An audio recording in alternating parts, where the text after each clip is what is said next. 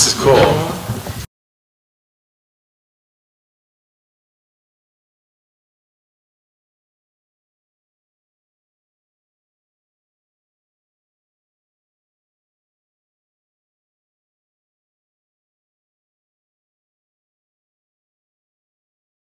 Mark. It's a beautiful day, Paul.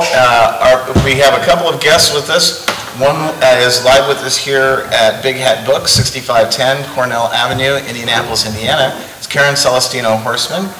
Karen, welcome. Thank you very much. Karen's an Indianapolis attorney and former member of the City County Council, Democratic Party member of the City County Council, also by Skype, and we are doing this by Skype. So coming to us from Florida is Mike Meharry of the 10th Amendment Center. Mike, welcome. Thank you. I'm actually in Kentucky. I'm just down the road from you guys. Oh, that's right, because you told me about that. And he and I discussed this by email. He is not a UK fan. So he is... Is he a Louisville fan? No, he's not a Louisville fan either. Wow. Who are you a fan of, Mike? Mike, who are you a fan of? I'm sorry? Paul asked who you were a fan of.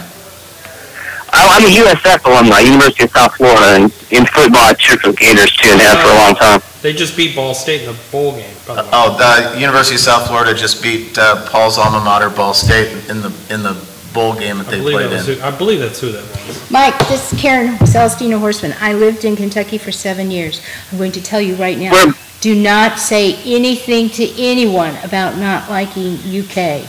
Those are fighting words down there. I do it all the time. It's amusing to me.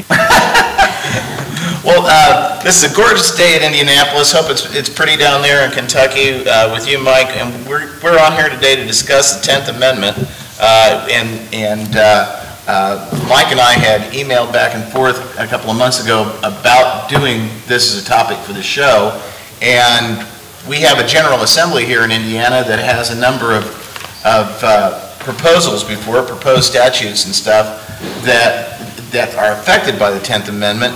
I'd ask, first of all, our guests, Mike, since you're farther away and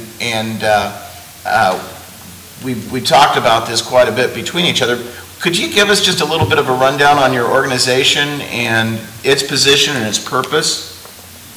Sure. I'm the Communications Director for the 10th Amendment Center, which is a national think tank based in Los Angeles, California. We have state chapters in about 20 to 25 states that are active right now. And basically, we advocate for a return to the idea of federalism and a balance of power between the state and federal government that was originally intended by the framers of the Constitution and ratifiers. And so basically, we do activism and we do education, and we try to devolve power back to the states and back to the people where it was originally intended to rest. Our motto is pretty simple. It's follow the Constitution every issue, every time, no exceptions, no excuses. That's it in a nutshell. Okay, and you and I discussed very briefly the other day, I was trying to explain my view about individual rights and how the individual fit into things when the framers drafted the Constitution. How does your organization view individual rights in the context of states' rights? We view the idea that power inherently resides in the people. The people are the sovereign in the system.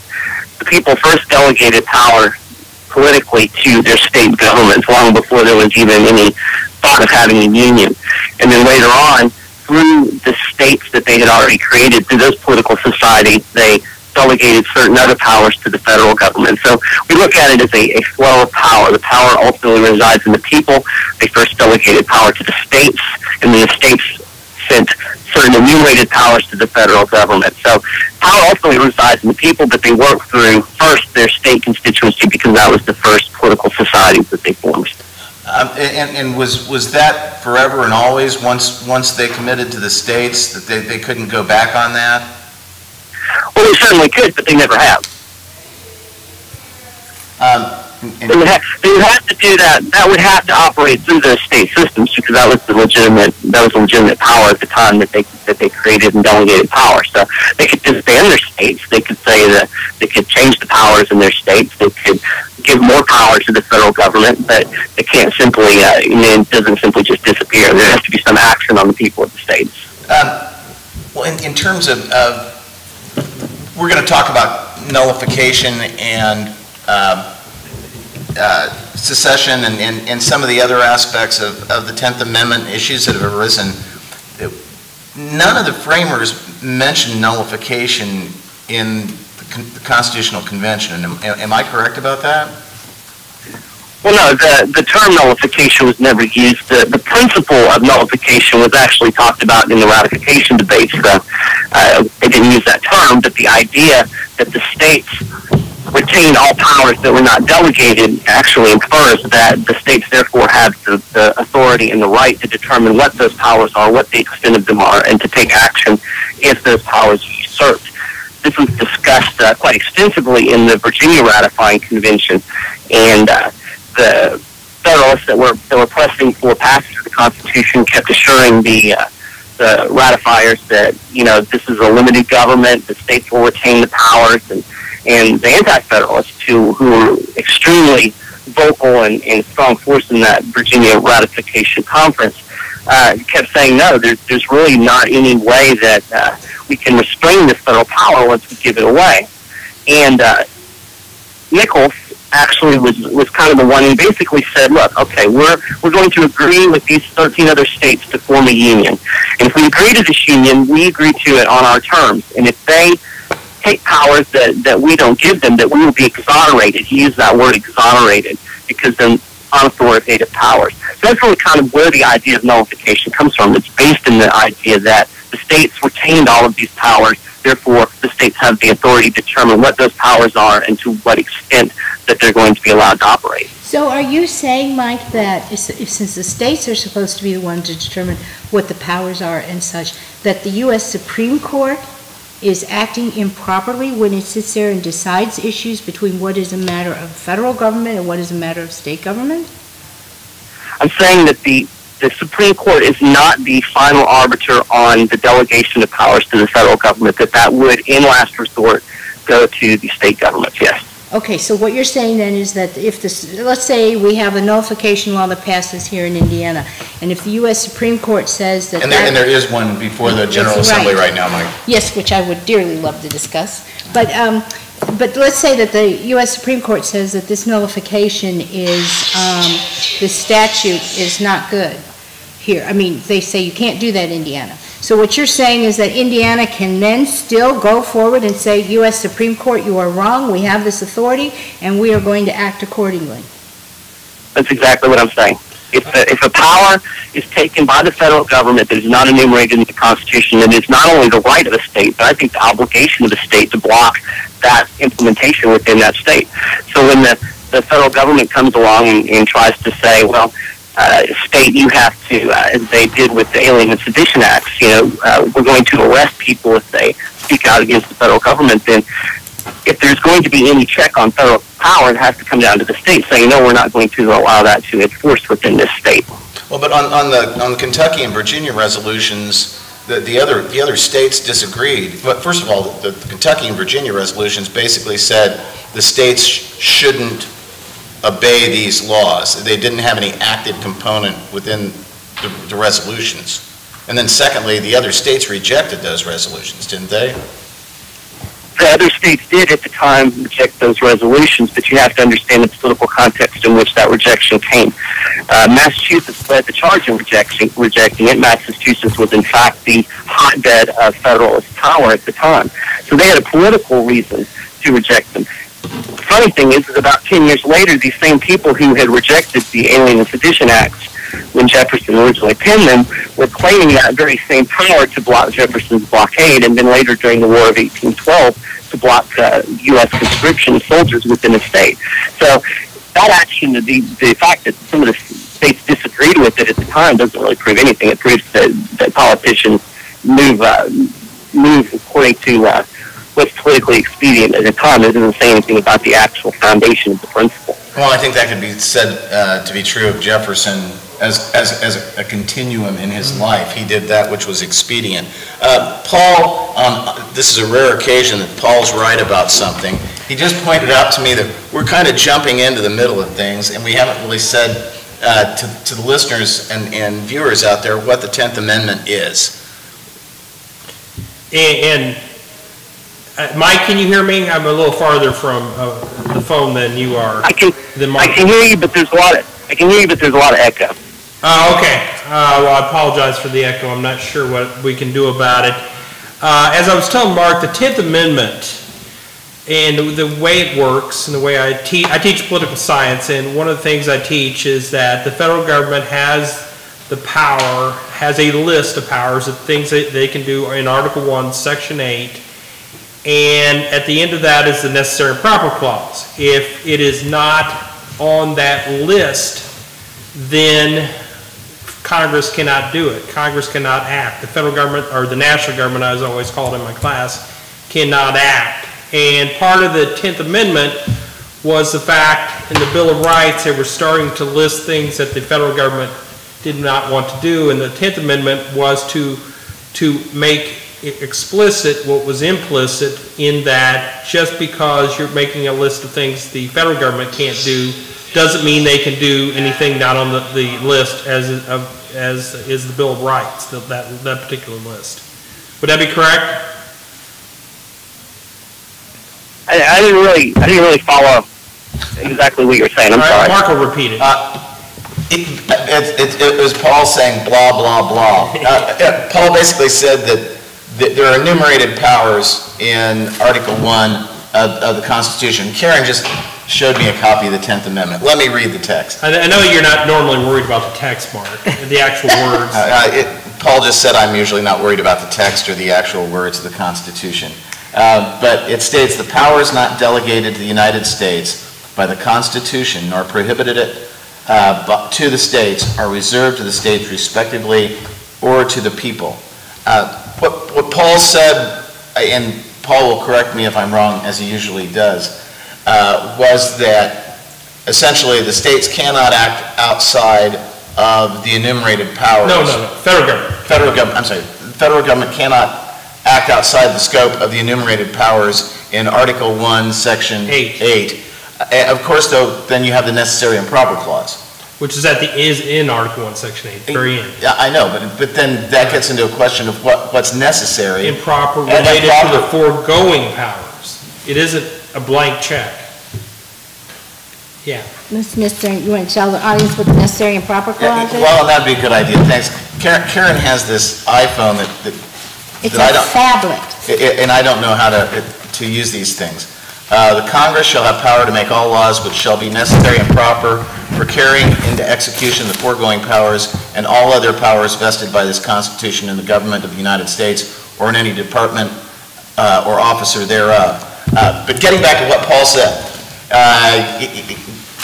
the Article 1, Section 8 kind of gives a lot of powers to the national government. Not a lot of powers, but it gives a specific listing of things that they can do. At the very end is the necessary and proper clause that says they can do whatever is necessary and proper relating to the foregoing powers. And that's what it has to be. Anything Congress passes has to be tied to an enumerated power somehow. Okay, he said that anything Congress passes has to be tied to an enumerated power somehow. Would you agree with that? Absolutely. He says absolutely. That's why they enumerated them. That's a good point. But then we have a problem come up in terms of strict construction.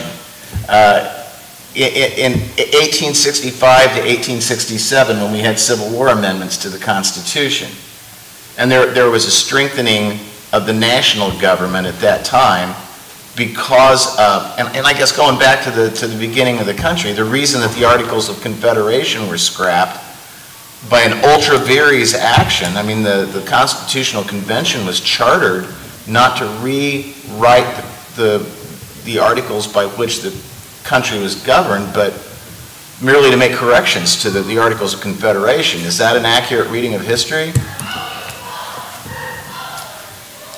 Would you agree? Yeah, that's true. Yeah, I would agree with that. Well, and then when the Constitution was adopted, I mean, the Articles of Confederation state something like, we the states adopt these Articles of Confederation, whereas the Constitution It's we the people, and it went through ratification constitutions. It didn't go through the state delegations or the recognized state governments of the individual 13 states.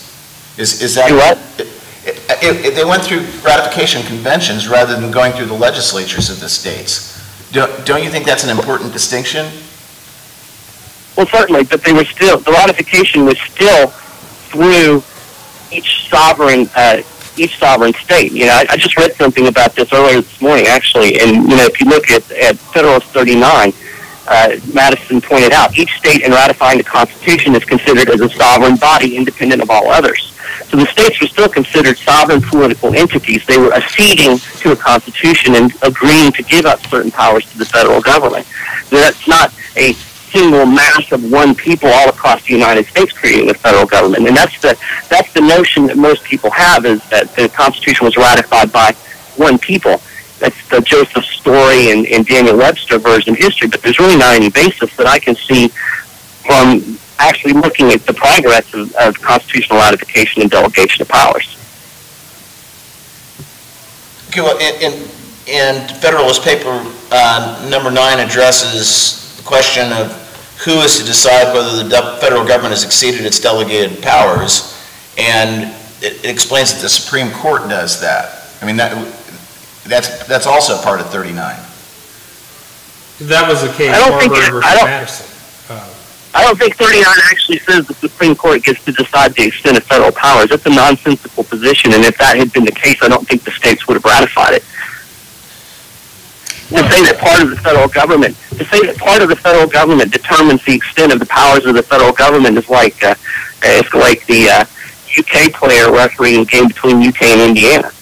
Well, but you know what? Somebody has to referee. And here's the thing that I have a real problem with your position on, is that if every state determines when the federal government has overstepped the boundaries, you do understand that every state has a different constitution, and even if their provisions are similar, they can interpret them in a different manner. So Ohio may say, federal government, you can't come in here and tell us this. Kentucky may say, oh, federal government, you can come in and tell us this. So some states are bound by this, some states are not. I also have a problem with the fact that when you sit there and you say that this is power for that it all goes back to the people. As a citizen of the United States, I think of the United States as representing, as being the people. I am a person, and quite honestly, right now, the way things stand in Indiana, I feel a little bit more connected to the federal government than I do to our current state legislature, but that's an aside. But otherwise, I mean, it seems to me that if you go through and you let each state decide this, and each state makes their own determination on laws like this, that what you're asking is for not a union, but for every state almost acting as if it were completely and utterly an independent government and independent of the other states. I look at it more as a state check on overreaching federal power. The system that is envisioned nowadays, there is no check on federal power. They pretty much do whatever they want to do. Therefore, there must be some check. And that check was intended, I believe, in the very beginning to be through the states. Michael, can you hear me? Yeah. Okay, I moved the phone a little closer to me. I would agree with that, but the Supreme Court has gone in and said that the 10th Amendment is a mere truism, and that if you want to protect the power of states, contact your member of Congress. That's what they basically said, and I would agree with you that it's not worked very well. We've had a federal government that has overreached over and over and over again, and some of these bills, although they're criticized for being maybe unconstitutional, I think is a reaction to people at the state level have to the fact that the federal government overreaches and our Supreme Court or courts won't do anything about it. But you see, that's why I think the 10th Amendment has become effectively a buzzword. It's like a code. It's like that if I don't like what the federal government is doing, so therefore I'm going to start asserting these states' rights. It is the people that are joining into this, I have to say, Michael, are the folks that are primarily the ones that you hear that complain about the Obamacare, who sit there. I mean, started reading about this, and I was rather amazed, because they want to do things with gold and silver here in Indiana. They want a national defense, the spending act. They're saying that now the Army's going to come in and imprison, you know, citizens of the state of Indiana. I mean, it just seems to me that every time that somebody doesn't like something, they start screaming the 10th Amendment.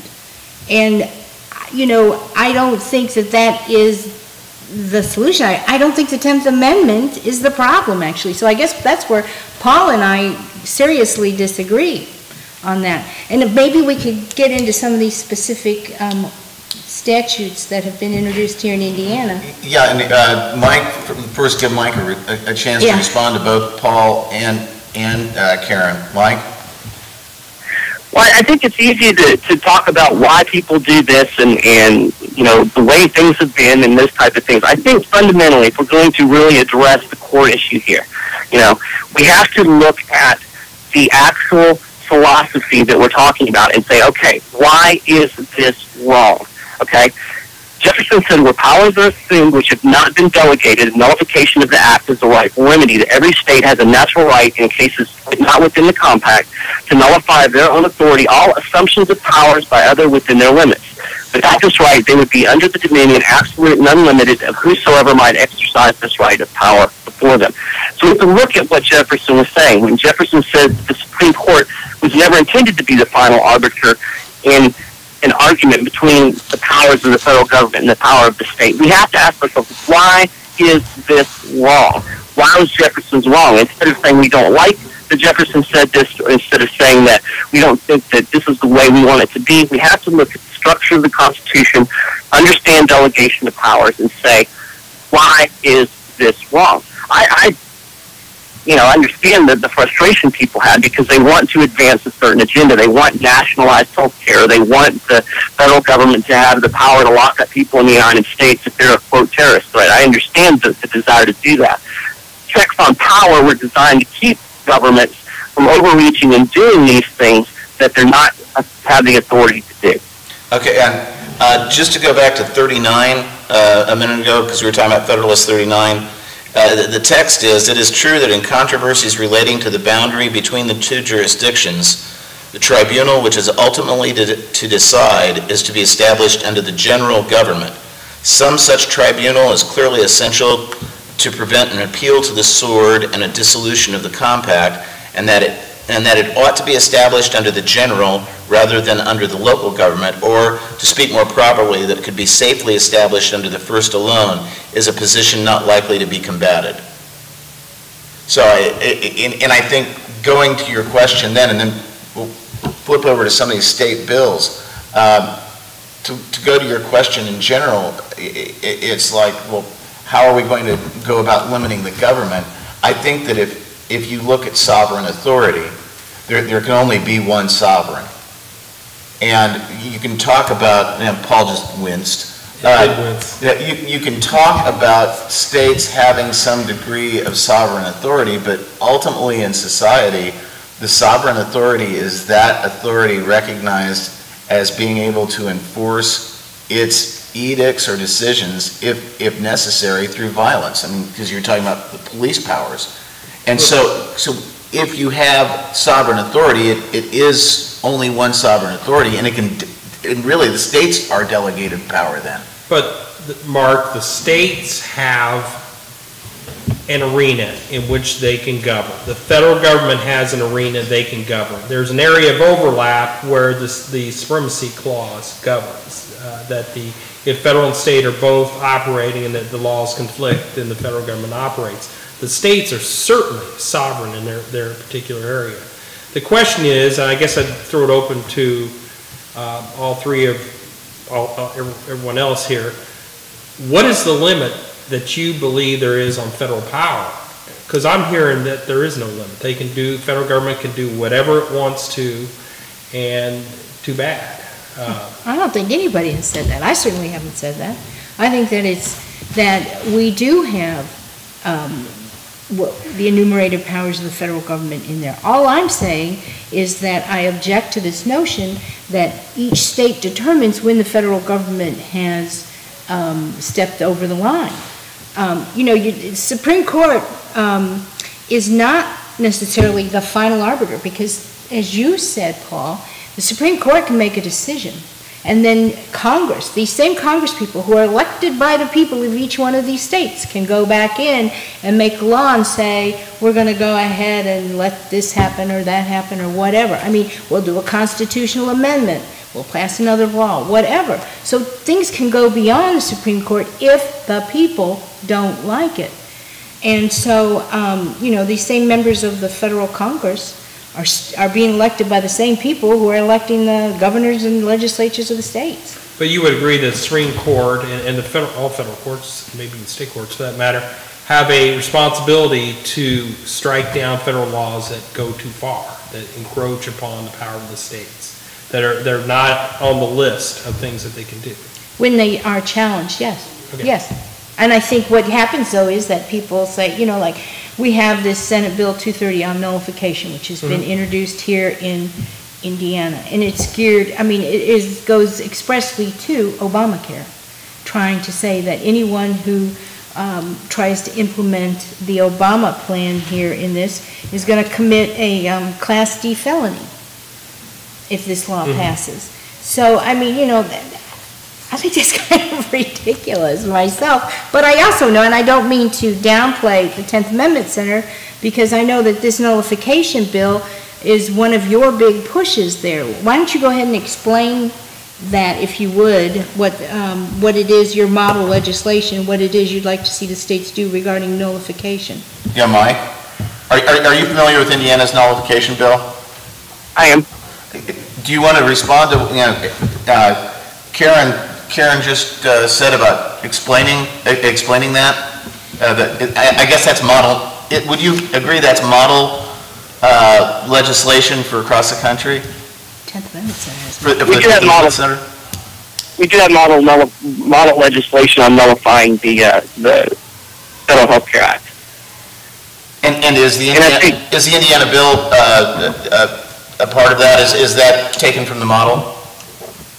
I'm not, there's so many bills out there that I've read, I don't remember the specific wording, so I don't know if they used our model legislation or not. The principle is definitely the same. And what's the principle? Could you explain that principle? Well, the principle is that there is no enumerated power for the federal government to administer an entire healthcare system for the entire 360 million people in the United States. So, therefore, for Congress to try to do that is a usurpation and an overstep of power. It is among the powers that Madison promised would be left to the states and the people. So each state should be dealing with its healthcare issues on its own accord, not having a one-size-fits-all healthcare act slammed down its throat from the federal level. But the primary focus is that there is no enumerated power for the federal government to implement and administer a healthcare system. So the idea is that the state says, we recognize the unconstitutionality of this act. There is no enumerated power for a national healthcare system, and so therefore we're going to take whatever steps necessary to see that it is not enacted in the state. And on the bigger picture, the hope is that eventually the whole thing will fall apart and the federal government will be forced to go back and create something that is within its proper powers. I would agree, certainly. I would agree, certainly, that it's unconstitutional, that it's not on the list of enumerated powers.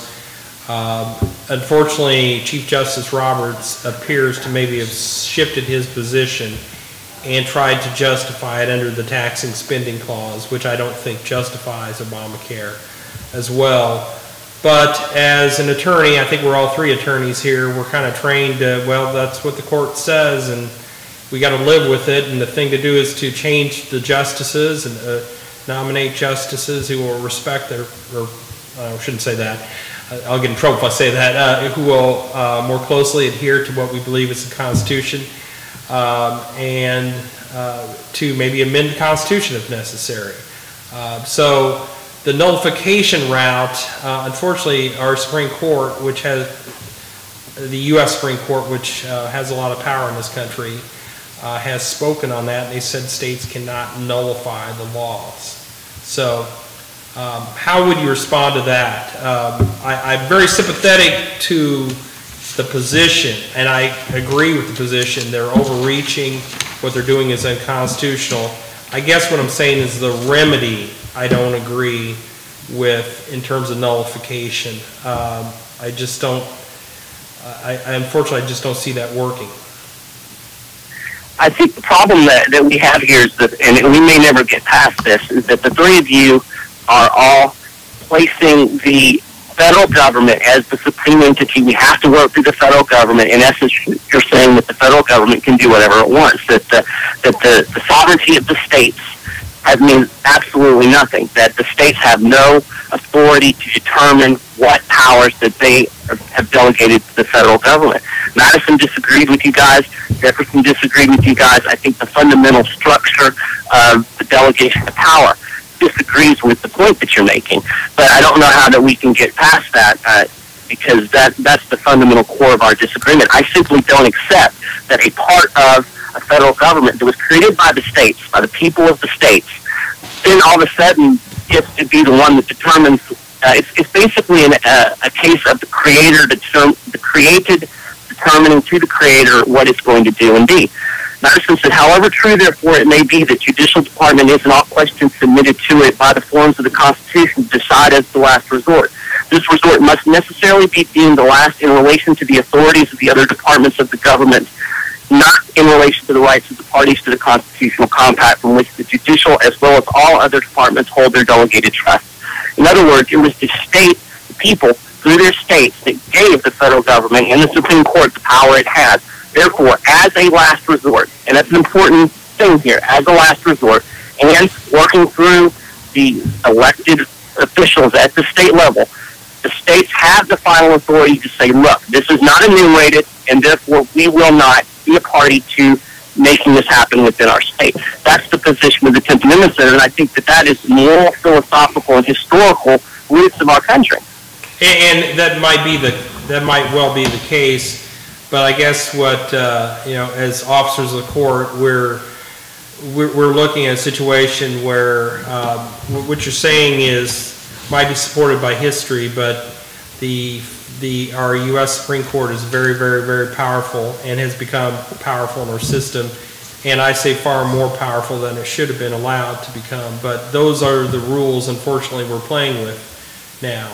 Well, I'm not playing with those rules. That's the point. It's time to not play by those rules anymore. And otherwise, the federal government will continue to expand in power. It will continue to do whatever it wants. If we do not do something to stop the encroachment of the federal government, it's going to swallow up everything, and we're going to end up in, ultimately, I think, a financial collapse because they keep spending money that they don't have. But that's a whole different issue. The fact of the matter is that there has to be some way, legitimately, to reel in federal power. If we cannot figure out a way to do it through a legitimate political legal system, which is nullification, and it's always considered the moderate middle road between outright rebellion and unlimited submission to the federal government, then we're going to end up with either a war or tyranny. But nullification has never been approved through history. And the latest example, if we look at the Supreme Court, possibly the latest, most significant, was Cooper versus Aaron in '58, that held that the state of Arkansas had attempted to nullify the effects of Brown versus Board of Education 1 and 2. And the Supreme Court there specifically stated that nullification was not valid and that an act of the federal government or a decision, in this instance of the United States Supreme Court, could not be nullified by the legislature of a state. Basically what you're telling me is that the United States is ruled by a 5-person oligarchy. Yeah, and I think what he's saying is, and correct me if I'm wrong, Michael, but what you're saying is the Supreme Court doesn't get to dictate what the limits are, or they do not get to dictate who decides whether laws are constitutional or not. In the end, that's exactly right. Go ahead. Well, let me give you an analogy for a minute. Let's say that I'm a bank, and you guys have mortgages with me, and I decide one day that I'm going to change the terms of the mortgage, I'm going to raise your interest rate, and you're going to pay me more money, okay? And, of course, you would protest that because that's not the terms of the mortgage. So we decided that we're going to go and we're going to have an arbitration, but the bank gets to decide what the bank gets to use one of its officers to make the final determination of the terms of the mortgage. Okay. Not going to work out real good for you guys. Probably worked out pretty good for the bank. That's the situation that we've allowed to exist in the United States. We have the Supreme Court, which is part of the federal government, with justices that are appointed by the president, part of the federal government, that are affirmed by the Senate, part of the federal government, deciding the powers of the federal government. Well, obviously, this is not going to work out very well for the states or the people, and it hasn't. Over the history, the federal government, the Supreme Court has only ruled 156 acts of Congress or federal acts unconstitutional by virtue of actual constitutional ruling. That's not very many, considering how many acts have been passed over the course of history. That was up until 1996, I believe, that number. So the point of the matter is that we've allowed the federal government to become the supreme entity to the detriment of the states and the people. And my main issue with this here is that I do not trust centralized authority and power. I think it is much better to have a decentralized system with as much power as possible devolved to the lowest level possible. I would like to see more power at the state and local government, because I don't think somebody in Mississippi should be dictating how we do things here in Kentucky, and I don't think that somebody in California should be dictating how they do things in Massachusetts. So that's the real structural federalism. 2 points. One, Mike, I don't know that your point on banks is an analogy, because I think that's really how the whole system works. I think the bankers themselves are the ones who judge themselves, and I think they get away with that. But secondly... and you don't like that, do you? No. You find that wrong. No, I have certain objections to that, but when it comes to political authority then, I look at, to use an example, going back to Cooper versus Aaron. If it hadn't been for Brown versus Board of Education in 1954, schools still would have been segregated, and racism would have been institutionalized to a marked degree in this country. And it was only because of acts of the federal government through the Supreme Court and then through Presidents Eisenhower, Kennedy, and Johnson that we were able to desegregate the schools and achieve more equality between people on the basis of race. And I don't think that if it had been left up to the states, certainly Mississippi, Alabama, some of the deep southern states, and Indiana has pockets of resistance on that too, we wouldn't have seen desegregation, and we wouldn't have seen some of the strides that we've had in racial equality.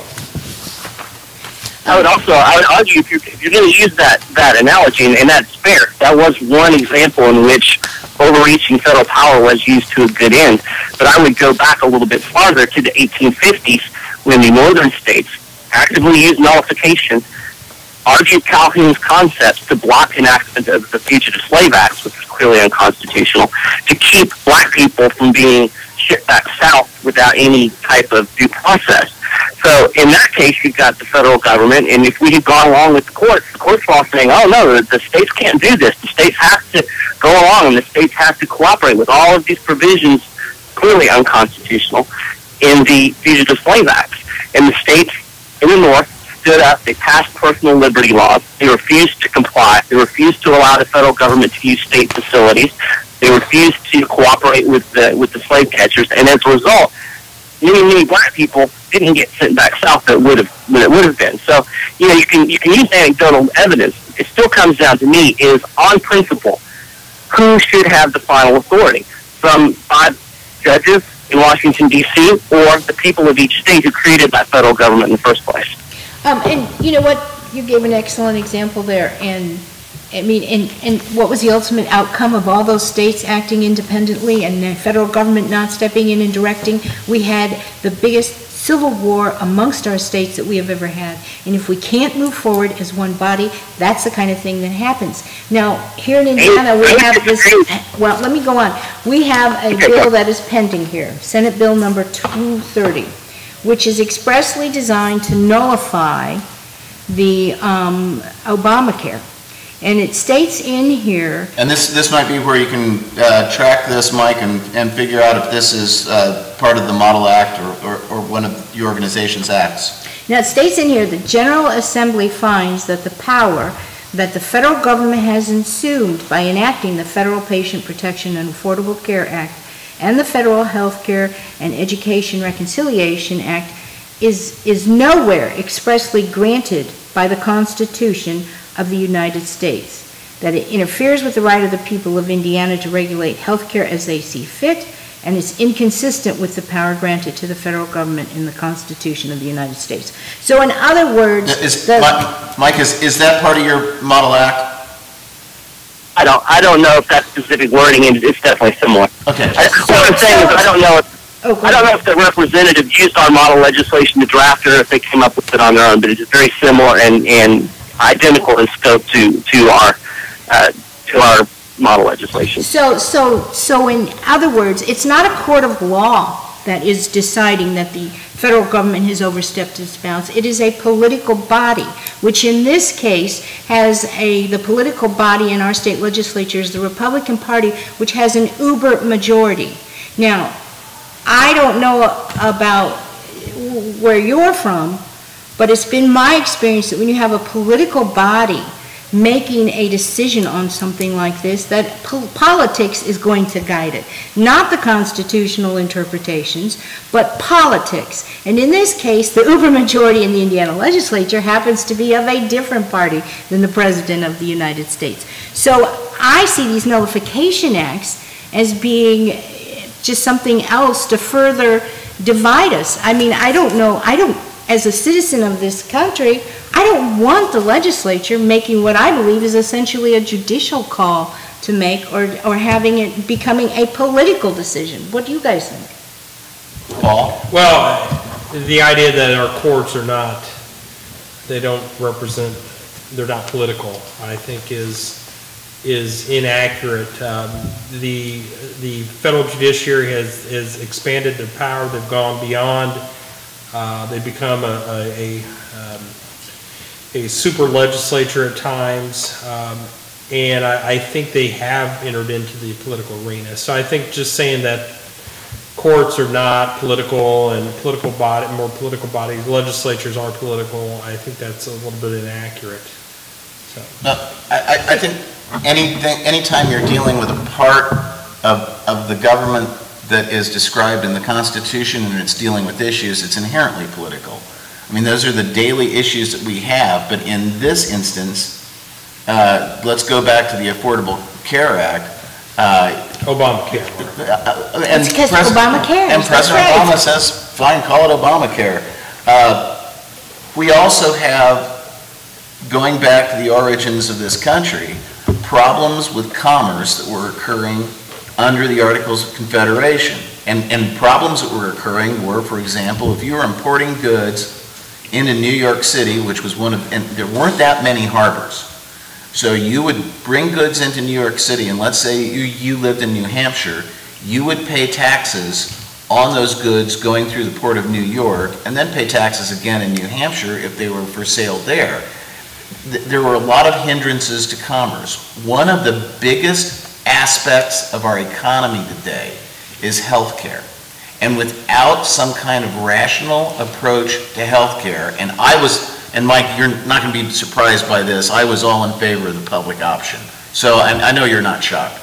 But we needed to have something done on healthcare. It had been debated for years and years. As a person who has multiple sclerosis, I can tell you paying $1,000 a month for health insurance premiums when it was a monopoly here, and I only had one option, was not something that was benefiting this economy or this society. We have a terrible healthcare system. It delivers poorly. We're ranked 35th in the world in quality of healthcare, and yet per capita we're twice as expensive as number 2.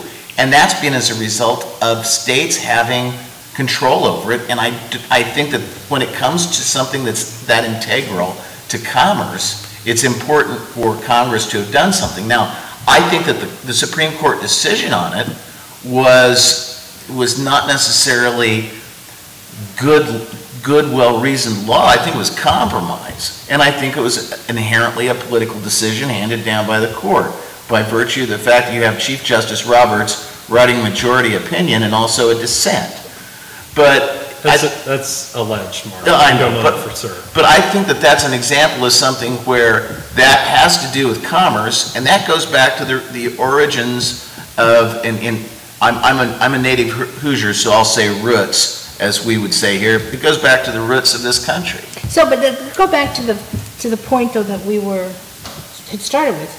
Do you think it's appropriate for the legislature to make a decision as to when the federal government has overstepped its bounds? I don't think it can. I think that the framers meant for the national court, in other words, the Supreme Court of the United States, to be the final arbiter on that and make the final call. So has the 10th Amendment Center done any research on this issue? Well, let me back up and make a couple of points. Absolutely, Mike. Go ahead. Conversation. First off, I take issue with the idea that the lack of centralized power was the cause of the Civil War. The cause of the Civil War was, in fact, the centralized power deciding that it had the authority to use guns and force to make another group of political society remain within a union. So, that's, to me, a central authority issue, not a decentralization issue. If Lincoln had simply said, okay, South, go your own way, we wouldn't have had a bloody Civil War. It was his insistence that he had to hold the Union together and that it was legitimate to use violence to do so was the cause of the Civil War. So I have to ask one question here. What you're saying is that Lincoln should have let the South go on its own way? Is that... Absolutely. Okay, I just want to find out how the 10th Amendment, how the general thinking. That's interesting. I have a moral objection to the idea that any political force can use violence to insist that another group of people remain obedient to it. I have a moral problem with that issue, yes. And Michael, you're talking, hopefully you can hear me, you're talking about the right to secede. I want to say succeed, but that would be a different issue. Secede. And actually, I believe that some of the northern states talked about seceding first during the War of 1812. They were unhappy the fact we were going to war with Britain, and they actually were talking about seceding first. And that gets us into a totally different area, rather what it says in the Constitution. And I don't think I know some people scoff at it, but I think these states, when they entered into the Constitution, and the second Constitution, the current Constitution, they probably thought they could get out of it. They probably thought they were getting into this, but if this pact did not work out, that they could withdraw from that. Of course, they certainly believe that. In fact, if you read many of the ratifying convention documents, you'll find this verbiage in it. I'm looking at the New York ratifying convention document right now. They said the powers of government may be reassumed by the people whensoever it shall become necessary to their happiness, that every power, jurisdiction, or right which is not by the said Constitution clearly delegated to the Congress of the United States or the departments of government thereof remains to the people of the several states or to their respective state governments. A couple of things. One, I'm going to agree with you in part in terms of the cause of the Civil War. I think that there were two causes of the Civil War, and that's probably a simplification. But one was that the North wanted to keep Southern states in the Union for economic reasons, but also the Southern states wanted to protect. And if you look at the secession articles of the 5 states that I think actually wrote secession articles along with their resolutions of secession, they mentioned one state's right, and that was the right to maintain slave trade. And so there are these... I agree. I don't support the reasoning of the Southern states for seceding. I support the philosophical right of any group of people, any political body, which is what a state is, it's a political society, to decide on their own that they will or will not associate it with another political body. I agree completely that the South wanted to protect the institution of slavery, and I find that absolutely abhorrent. My wife is black, so I'm certainly very sympathetic to the racial issues involved. But the fact that they wanted to secede for a bad reason doesn't legitimize the use of force to keep them from doing so. Mike, I hate to interrupt, but we have not said anything about, we are on 365 Live, we are on Indiana Talks, we've been having a fascinating conversation here. Where are we located? I'm blowing my gig as a co-host of this show, Mike, by not saying these things. We are shooting live from Big Hat Books, 6510 Cornell Avenue, located in beautiful Broad Ripple on the north side of Indianapolis, Indiana. Our co-host Paul Ogden is here. Our guests are by Skype Mike Meharry from the 10th Amendment Center, and also Karen Celestino-Horstman is here live, and she's an attorney here in Indianapolis. We also have our live studio audience that is trying to follow this, but we don't have the audio coming up in here, so they're kind of trying to catch what we're saying. And this is on the Indiana Talks internet network that goes, it's all over the internet, so it goes every place, but it has more of a focus on Indiana-based shows, and we've been fortunate to be included in the Indiana Talks network.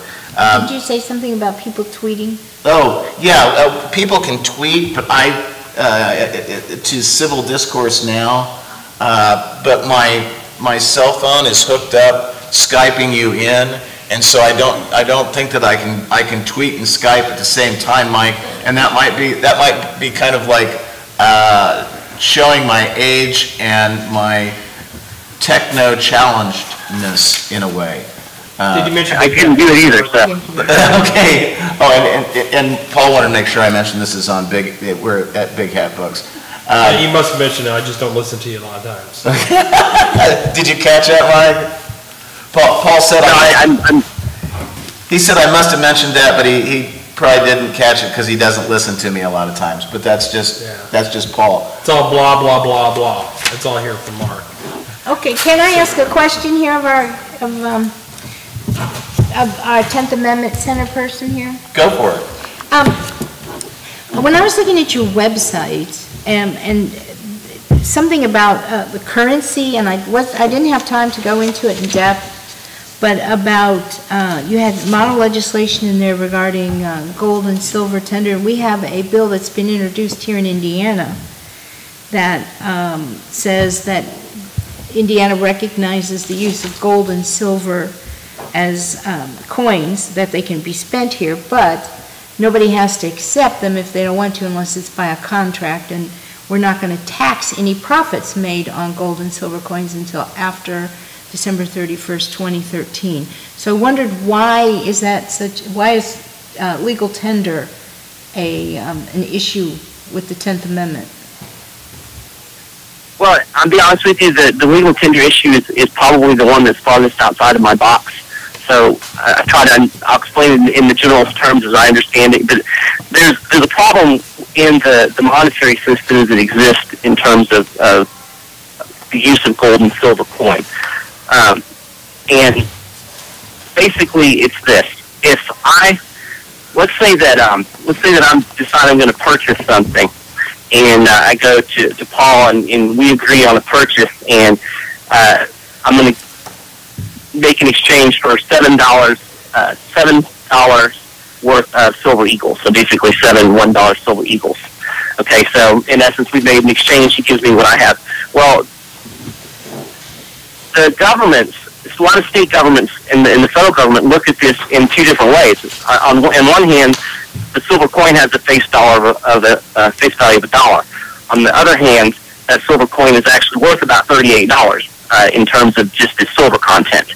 So this Tender Act basically allow exchanges to be made and people not to be taxed on capital gains for the value of the silver on this $1 silver coin. So in other words, and there was actually a case of this, I think it was out in California, maybe, I could be wrong about the state, where a guy was prosecuted because he was paying his employees in gold. He was paying them basically, I think, $51 gold coins. Of course, the value of a gold coin in gold money is like $1,000. So in essence, he was paying them $1,000 worth, but the face value of the coin is $1. He got put in federal prison for tax evasion. So it's an attempt to clear up this, and constitutionally, it does allow the states to use gold and silver as a medium of exchange. So it's basically just affirming that. And we've also had a bill that's being presented to the General Assembly that would limit or prohibit arrests and searches by federal employees. And it would require that, for example, if a federal marshal, as I understand it, was to serve a warrant on an individual who is in a county in Indiana, that federal marshal would have to either give notice to the county sheriff or get permission from the county sheriff in order to execute that warrant. Are you familiar with acts like that? I am familiar with those type of bills. I've not read the Indiana bill. I wasn't aware that there was one in Indiana. I'm aware of those bills, those type of bills in the general sense. And basically, I think the idea is the sheriff is the only law enforcement officer in the United States that is actually responsible directly to the people. He's an elected official, and he serves to uphold the Constitution. So he's basically a constitutionally elected law enforcement officer. And so the idea in those type of bills is to just for the sheriff to have the ability to know that the federal government is going to be or a federal agent is going to be taking certain action within her or his county. And I think a lot of this is in reaction to some of the things where we've seen FDA agents raiding. Actually, I think this did happen up in Elkhart, Indiana. The federal government, federal marshals kept raiding this Amish farmer because he was selling raw milk. And at one point, the sheriff stepped in and told the federal agents that were there, you don't have the authority to keep raiding this guy's a farm. It's not within your constitutional powers to do this, and I'm not going to allow you to do it. And so the feds went home. I think that's kind of the idea of these type of bills.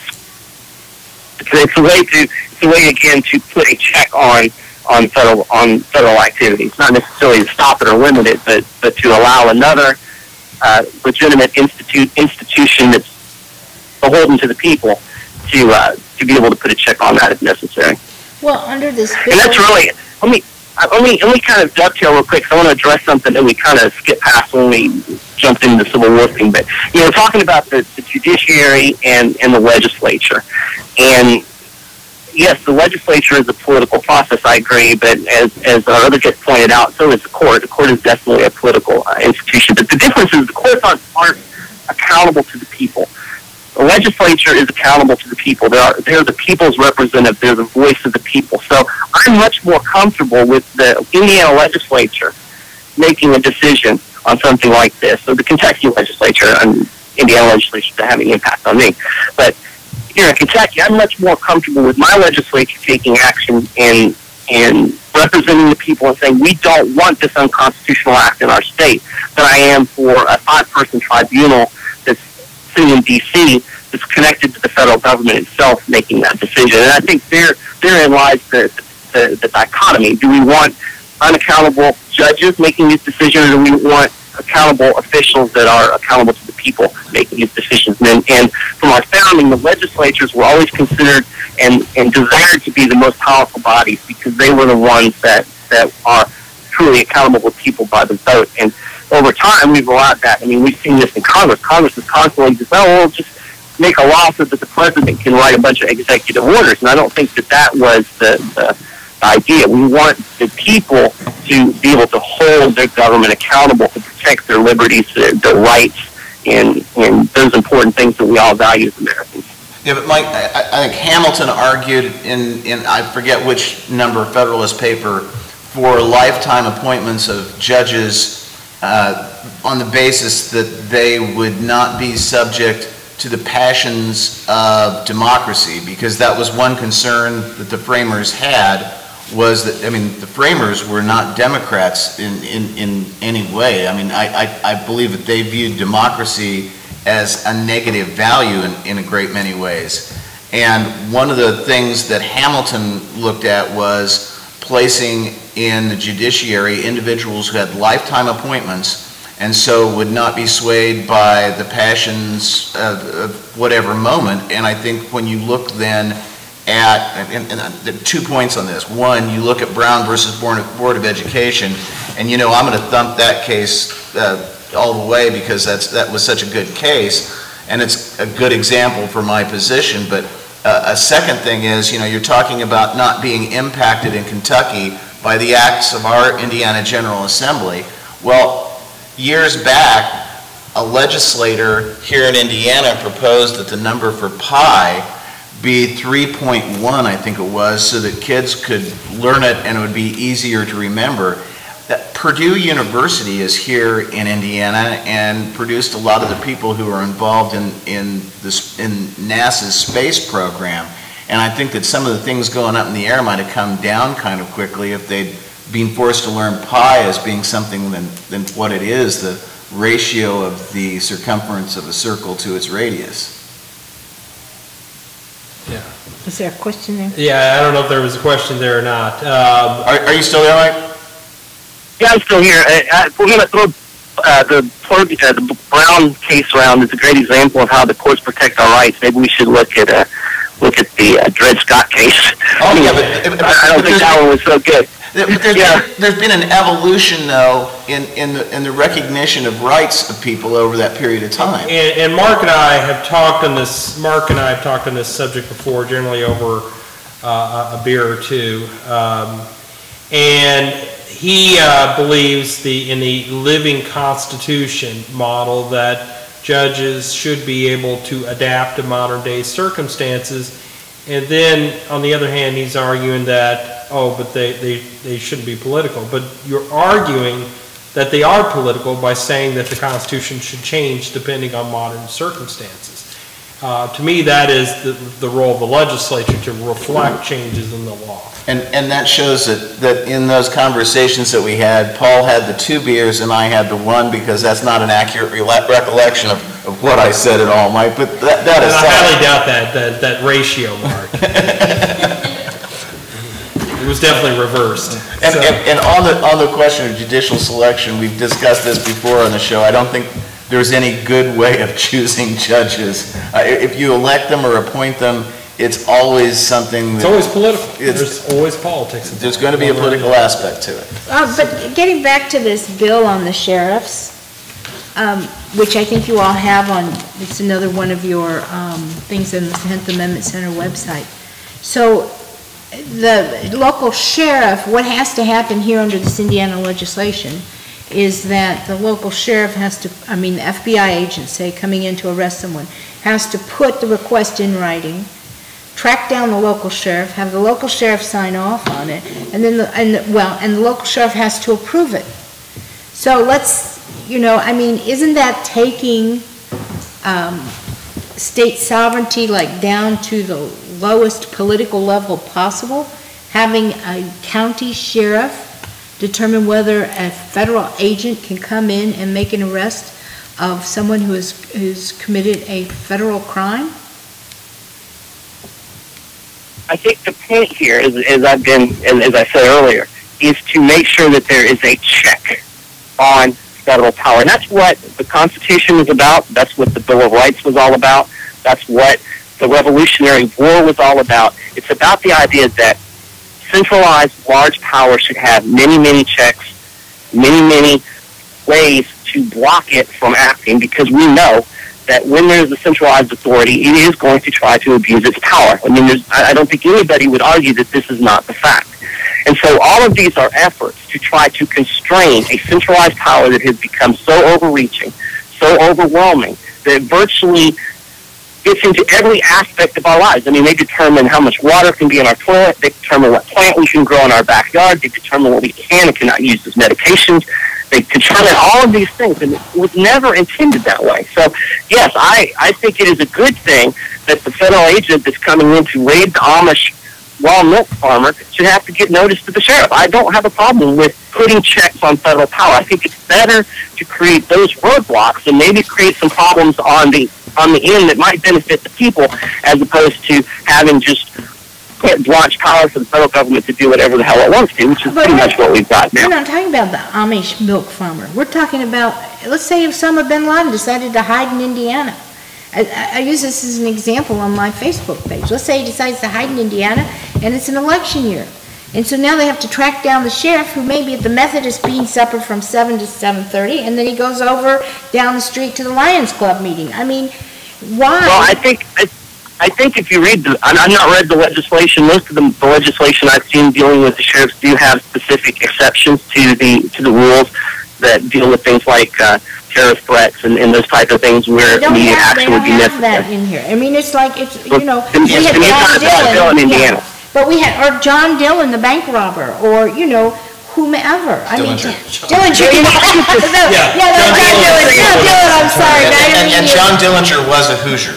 Yes, he was. I get the same argument when I complain about getting groped at the airport. Well, what if a hijacker? So I don't have any Fourth Amendment rights anymore because a hijacker might hijack an airplane, so somebody gets to stick their hands down my pants. I mean, really? Yeah. I don't think that's really taking the farthest extreme. That's how power expands. I mean, if you look at what happened after 9/11, the Patriot Act and all that garbage that the Bush administration passed, that was a laundry list of stuff that law enforcement wanted for a long time for the war on drugs. And Michael, and I guarantee you that's never going to go away now. I think you're right on that. And Michael, let me ask you some questions. The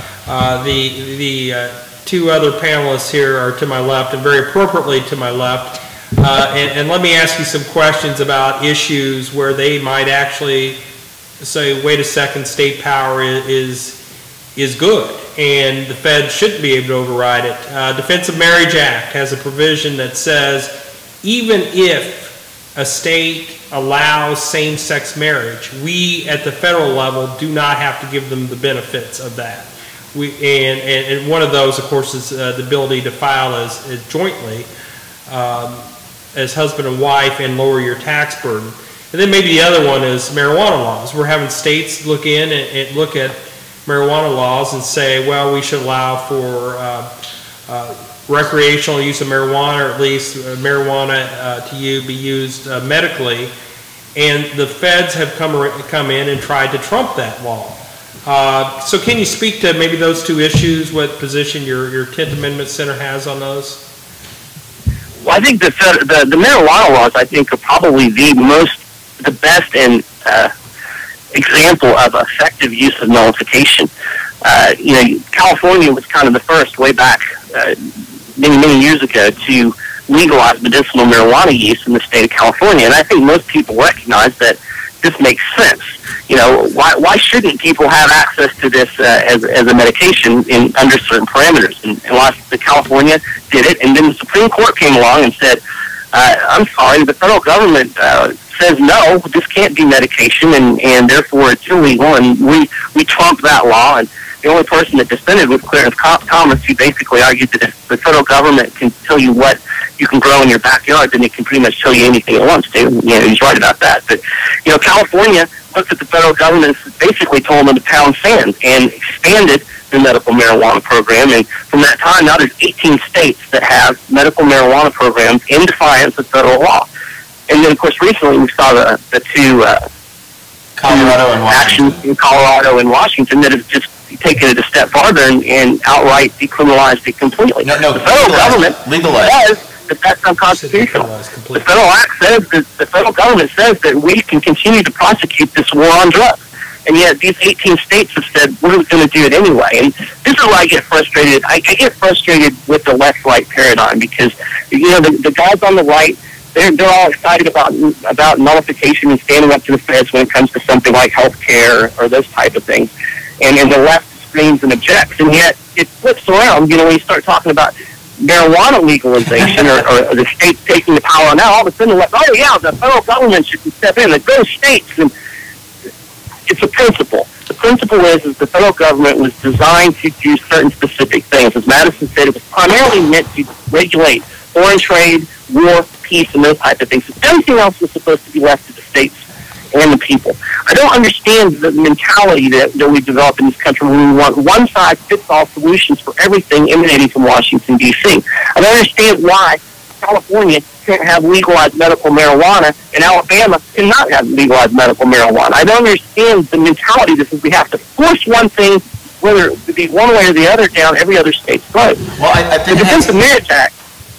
Go ahead, Mike. I'm sorry. We address the Defense of Marriage Act. This is a little tougher one because when you read DOMA, basically the federal government, what it's saying is that the states can recognize a same-sex marriage, but we're not going to recognize it for purposes of federal purposes. And I think in this case it is appropriate one way or the other for the federal government to say, in terms of Social Security and benefits and those type of things, that the federal government is or is not going to recognize marriage one way or the other. But from a state level, I believe that it's the right and the authority of each state whether and what benefits it's going to get, how it's going to define marriage. It's always been this way. Because from a philosophical position, just as to kind of as a, I guess, full disclosure, I don't think the government should be involved in marriage at all. The federal government got involved in marriage. The government involvement in marriage, not just federal but state government, the government involved in marriage really evolved out of a desire to keep black people and white people from getting married, and obviously I have a problem with that. That's a whole different issue. But this kind of goes to the discussion you and I started to have the other day about individual rights against states' rights. And I guess where I look at the emanation of my protection from the government, it's more important to me as an individual to be protected from the state and the federal government, and rights that would be found in the 9th Amendment, that I have rights as an individual, and so there are certain rights like rights to family, rights to privacy, that the state can't supersede, and that the federal government has been the one to enhance liberty in a lot of ways in these court decisions.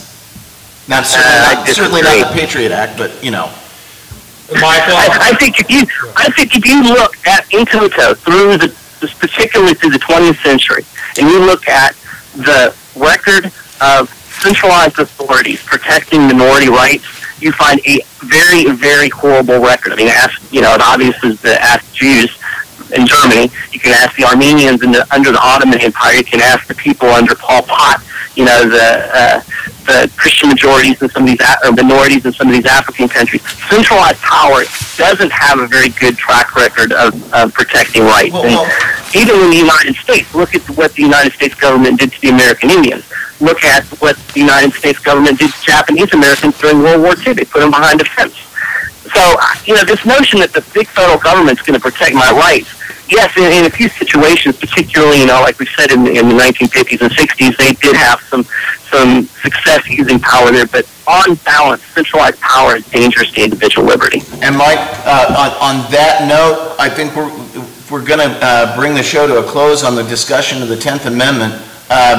We really appreciate we're going to go to a discussion of local events here in Indianapolis for the balance of the show here. I want to thank you for being on the show today. We've loved Skyping you in. Yeah, thank you so much for letting me be on. This has been fun. I really appreciate this format. I appreciate the back and forth that we've been able to have and the points you guys have brought to the table. I mean, you guys definitely brought some good points and stuff, and I appreciate that. This truly was civil discourse, and I enjoyed it very much. Well, I hope you'll consider being on the program again in the future. Sure. That would be great, and again, thank you so much. Okay, Mike, take care. thank you. Bye, Mike. Bye-bye. Bye, thank you. Thank you. Well, Mark, this coming week, we're going to have a transition, new governor. I know, but before that, I need to plug the show, and I can hear without these canisters on. This is amazing. This is Civil Discourse Now. It is January 12th, 2013. Where are we? We're at Big Hat Books in Broad Ripple. It's on the north side of Indianapolis. And being streamed live by courtesy of whom? Is it Live 365? You can find them on the 365 Live. Live 365. And you can find us on, look it up under indianatalks.com. Are we on Twitter too? Or are we getting on Twitter? We're getting on Twitter, but that'll be next week. That's technology is kind of a certain challenge for me at this point. I was political science. A lot of things are challenging for you, Mark. Well, my political science degree was not science as such. It was Bachelor of Arts degree. I think that there's some kind of contradiction there. Right. And we've been talking about the 10th Amendment. That was kind of fun having somebody Skyped in from Florida, or from Kentucky. I keep saying Florida. Anyways, okay, Mike Pence this week. Well, not just Mike Pence. There's all the new. We have a new superintendent of public instruction coming in as well. But Mike Pence, of course, is the big one. He'll be sworn in at noon to replace Mitch Daniels. At noon when? At noon 12. Oh, Monday. I'm sorry. It's like, Mark, you don't know when noon is? I mean, it's 15 minutes ago. It's an interesting transition. Of course, members of the legislature take office almost immediately after they're elected. So we're having a changing of the guard. It'll be interesting to see the different philosophy that Mike Pence brings to office. What different philosophy? I think there is a different philosophy. He has been more of a social conservative. More right-wing. Well, you could say right-wing. Right-wing denotes social conservative and fiscal conservative, while Daniels has been more of a pro-business type governor, I would say. I think that's a fair characterization. Well, what's the new bill that Mike Delph is introducing that he says that Pence wanted him to introduce? Oh, that's terrible. That's terrible. Okay, we have had, under Indiana law and under American law, since the Republic was born, the American rule on attorney's fees for lawsuits. That means each party, unless provided by statute or contract, each party bears his or her. And there's certain types of cases where it's civil rights cases, family law cases. Let me get through explaining. The American rule is you pay your own attorney's fees, unless, for example, a 1983 action for violation of civil rights. The statute provides that the plaintiff, if the plaintiff prevails, also gets their attorney's fees paid. There are specific provisions in statutes like that, but they want to get rid of the American rule and bring in the English rule. And the English rule is that the losing side has to pay the attorney's fees. And obviously, this is something that the Chamber of Commerce would love to have, and business interests would love to have, because it means that they don't have to face lawsuits for injuries. I mean, that's the main push for this. Nobody else is pushing this, and this wasn't even on the horizon. I didn't even see this one coming up. Well, it's not just lawsuits for injuries, it's any kind of lawsuit. And what it's troubling from is that if you have a new interpretation of the law, and that's what happens as lawyers, we all know, but for those who aren't lawyers, what happens is that you have a statute and it gets interpreted for the first time, a particular word or a phrase. And when you're that first case out there doing that, you make an argument as to how it should be interpreted. Sometimes you win and sometimes you lose, but under this, when you make that good faith argument about how that should be interpreted, you now have to face the fact you may be paying attorney's fees. And quite honestly, if you're an attorney and you're looking, you tell your client that, how many of them, and your client's going to say, well, what are the chances I'm going to have to pay fees? And you're going to say, we don't know, it's a first time question of law. So I find it really troublesome, but I even find it more troublesome that the new governor, went to Senator Delph and asked Senator Delph to introduce this, which means it is a Mike Pence piece of legislation. Someone on Governor-elect Pence's staff went to him. I don't know whether Governor Pence said, go do this or not. Well, that's even worse than if the governor's staff is going to people and asking them to introduce legislation without the governor's knowledge. And I think this is a first draft type thing. I think maybe there is a need. In other words, you don't think it's a good idea either. Well, no, I think there's a need to maybe expand the rule in terms of when attorney's fees are awarded. But to make it blanket across the board, I think that might be pushing things a little too far. What other things have been introduced? Not that I want to talk more about this topic. Locally, and I haven't seen the bill yet, we have one of your favorite topics, public transportation, and that's going to be interesting. Well, here's the thing. There's a lot of money. Anytime somebody's wanting to toss around a lot of money for a project, you have to look at how the money's going to be spent and if it's going to be spent well. Now, look. That's been my point all along, is that these projects have a tendency to go off go off the train tracks, so to speak, and be more about Well, that's a making good people metaphor. money. I know, it's very appropriate. Making people money as opposed to maybe helping the public out. And we need, in Indianapolis, the mass transit system is bad. I think we're ranked 130th or 140th of municipal areas in the United States. The bus system runs on the hour.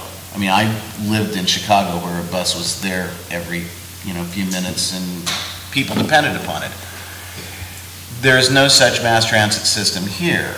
What has to happen is people have to become dependent upon a mass transit system or want it, and they don't have that dependence or that desire, and so they drive every place. And I think part of the issue is there a demand here in Indianapolis for mass transit? Part of the problem in my book, at least, is Indianapolis is very spread out. We're a very spread out city. We don't have the population density that Chicago has and New York has and some of the other cities have. Otherwise, there'd be a higher demand for public transportation. So I have concerns that they're going to say, and they'll start out, well, it's only going to be 3% extra income tax. Oh, no, See, down the road, they're not going to have enough money for it. See, that's what bothers me, because the way that they're trying to phrase it in terms of the financing. That's why I don't trust what's going on in this state at any given time on financing. When they lose $500 million one day and they find $500 million another day, it all seems screwy to me. So when they start talking to you about how, oh, this isn't going to cost very much, this is only 0.03% increase, that's a separate conversation of whether we should have increase in mass transit. That's looking at the nuts and bolts of how it's going to be paid and how these people are trying to make it look like you don't have to pay anything. I mean, yeah, you're going to have to pay something. People have to face up to the fact you got to pay taxes to get certain benefits. So the way they're trying to frame it, I think, is kind of a bunch of hooey. But we, in saying this is a large city, but we don't have the demand for it here, there are cities much smaller than Indianapolis that have much better mass transportation systems. Small versus large, it's density. The issue is population. I'm talking about density too. Yeah. I mean, you look at Lafayette, the greater Lafayette area, they have a better bus system than Indianapolis. You don't know. How do you know they don't have more density? I mean, they're a small city. I've lived there. I think their density is probably higher than we have here. No, I don't think so. It's very about spread out. So's the greater Lafayette area, Yeah. Paul. I mean, it's pretty spread out. And Madison, Wisconsin, the same thing. I lived there. One near and dear to our hearts is Sunday sales of alcohol. Do you think that's going to happen? Sunday sales of alcohol. You mean the reason why, since college, I always made sure on Saturday that I bought a case of beer? That great tradition that will now be sinking into the, for some reason, some wild and crazy reason, I'm going to say the General Assembly of Indiana is going to show just how backward it can be and say no to Sunday sales. We're the last state, last holdout? Well, are the liquor, was it the liquor stores that were, I can't remember whether it was They're Sunday. against it. Yeah, they don't want it. The liquor don't stores don't want it because they don't have to be open that day. So if the people that is regulating say we don't want it, what's the incentive for the legislature to do anything? Well, it's sort of like the no Sunday sales of cars. Yeah. It's the same thing. It's the car dealers that said we don't want to be open on Sunday. Yeah, and We don't have to compete. And see, so we've effectively stopped drunk driving on Sundays. Yeah. People Yeah, that's work. At least No, can't but drive now new we're cars on Sundays. But now we're letting convenience stores sell it, and so they're closer in the neighborhood anyway, so. Convenience you can't stores sell can cold. sell But they cars. can't, yeah, they can sell, what, beer now, or, They can sell beer and wine, I believe, Right. but it can't be cold. yeah, can't be cold, but at least Some they wine can't is sell on Sunday, so maybe that's the change we're gonna see, is that the grocery stores and the drug stores and everybody else who's already open on Sunday will sell liquor on Sunday, and the liquor stores, won't be allowed to be open on Sunday, which would really be a bizarre law, wouldn't it? Yeah. But one never knows. Yeah, well, but that gets back to the point you said, well, when the people who are regulated don't want it, that means, it's not going to happen. Wait a minute, it's the people who should have the choice on this, and I think a majority of the people A majority of the adult population in this state, I haven't polled them, I haven't done a scientifically or statistically accurate survey, but I would say that a majority of the adults in the state of Indiana either approve of carry-out package sales on Sunday or don't care. And so why is it that the liquor store owners who don't want to have the overhead of being open on a day, and they're licensed by the state, they're at our, we allow them to have licenses. Who are they to tell us that they can't provide us service on a day? They're not saying they can't provide it, they're saying, we don't want to do it. And your 10th Amendment friend would say, and so who are you to tell them that if they don't want to do it, that they have to do it? It's not, you don't have a constitutional right to go buy liquor on Sunday. Okay, Mark does have a constitutional right. Don't be taking his constitutional It's in the right. 9th Amendment, subparagraph C. And he's not my, say, oh, they're your 10th Amendment friend. We had a friendly, cordial civil discourse about the 10th Amendment.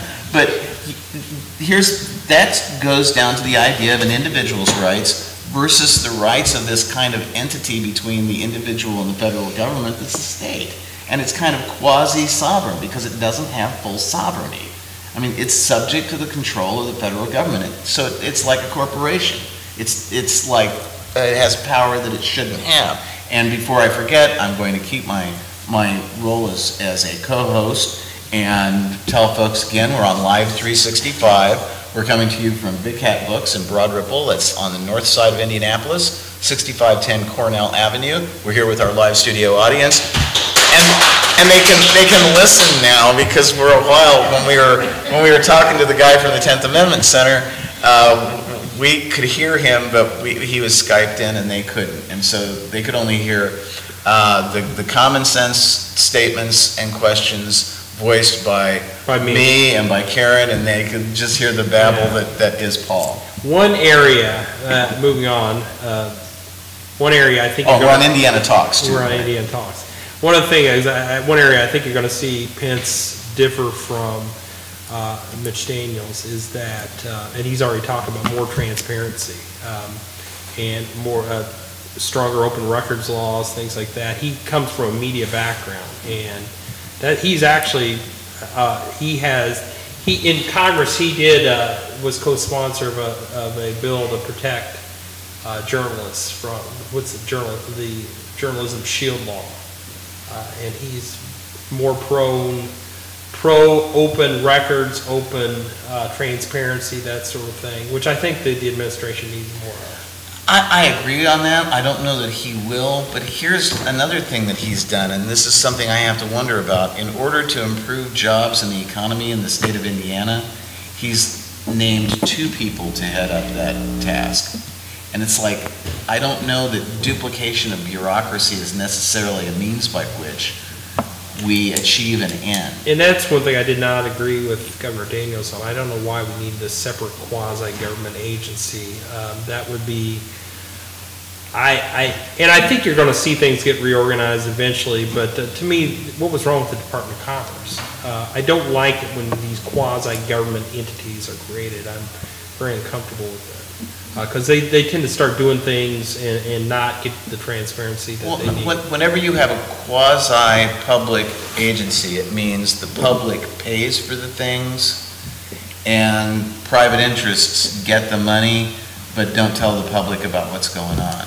I mean, let's look at a good example, the Pacers. Yeah. Oh, that's right, they're entirely private. We just pay for them. Well, okay, the CIB, there you go, Capital Improvement Board, the means by which money is funneled to the Pacers, who are, by the way, in first place in their division in the NBA. And so all sins would be forgiven if the Pacers were to win the NBA, and people in this city would say, well, who gives a rat's hoot about our schools or police protection or streets? We won the NBA. And we won the Super Bowl in 2006. I'm sorry, I just shut down. You were talking basketball. Were you? Are you really a loser? I know. I don't follow basketball, football, any of that. But I did want to go back to something you were saying about Governor Pence.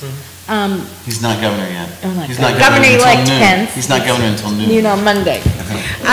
Is that, I don't know what his relationship is with Mitch Daniels, but typically an outgoing political figure gets a little nervous when the incoming person comes in, because they're going to look through all the books, they're going to look through the files, they see a problem, and sometimes, if they're friends, what they do is they don't do any finger pointing. But if they want to cover themselves, I mean, we remember when Ballard came in and it was constant finger pointing at Bart Peterson. I mean, for how many years did we hear him blame his problems on Bart Peterson? So I wonder if we're going to see anything like that between Mike Pence doing finger pointing at Mitch Daniels. It would be, just from practical, I mean, they are both Republicans, obviously. Mitch Daniels leaves office as a pretty popular Republican. I think it's going to be hard. I think, though, that there is going to be, the carpets are going to be lifted, because you've got the IEDC whole issue there. You've got the fact that something was going on with their numbers, in addition to the money that was misplaced. Every year that Mitch Daniels... It's $500 million. Hey, anybody can do it. But every year that Mitch Daniels was in office, and it always griped me because the media never caught this, but his projections for our state revenues always changed at the end of the year. He never got them right. And this is supposed to be the guy who knows the numbers. So I've always sat there and I thought, there's more to this. There's, you know, but I think that's really being unfair to Governor Daniels, because he was a centerpiece of the economic policies of George W. Bush, and so I think that when you the mastermind, they say, behind many of those policies. No, and I think Mitch Daniels did a great job of handling the budget. Where I have a problem with him is administration. Some of the agencies, they ran a loose ship, and some of those agency heads were running around doing things maybe they shouldn't have been doing, and hopefully... i.e. Mitch Rowe? I won't mention names, but I think maybe tightening down the ship a little bit would be good. There seemed to be a little bit given too much of a loose rein in terms of things, and I'd like to see some of those agency heads be reined in. Okay, some of the other legislation that we have before the General Assembly, a bill that was proposed by Senator Cruz from Auburn, Indiana, and I invited Senator Cruz onto the show for today, and his contact person was very polite and said this was a podcast and we're not really like media, and so we could like apply if we are constituents, which we're not, because we're not from Auburn. But he has proposed that the Lord's Prayer be required to be recited by children in public schools at the beginning of each day. Problem with the violation of the Establishment Clause, Paul? I don't know why you get caught up in this. These kind of bills get introduced in every legislature, and they don't go anyplace. So why are you bothered by this? Because we wait. You know what? Because there's a lot of time wasted. First of all, there's at least the cost of printing the daggone thing. And that's about all that's going to happen, because it's not even going to be heard. And Cruz, though, Cruz is the author of most of this 10th Amendment stuff. I mean, he's the one, you know, I think the sheriff's thing, I mean, gold and silver, he's the one who's like doing this. He's obviously a very conservative guy. But his bills are not being sent to the Rules Committee, which, as we all know, is the committee where they go to die. So most bills that get assigned to committees end up not being heard. I mean, that's not. He's been a real advocate also of creationism, to be taught as science. And it's interesting, his background. He went to auctioneering school, and that's, I think his family runs the Auburn Auto Auction every fall of like, you know, really famous cars and stuff. But it's like, these are all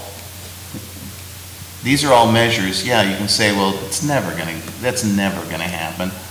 Look, in 1976, we all thought Ronald Reagan, where I went to school, Paul, we all thought Ronald Reagan was a joke running for president of the United States, and see what happened in 1980. And then see what happened to unions shortly after that. What happened in 84? Oh, you think the president shut down unions?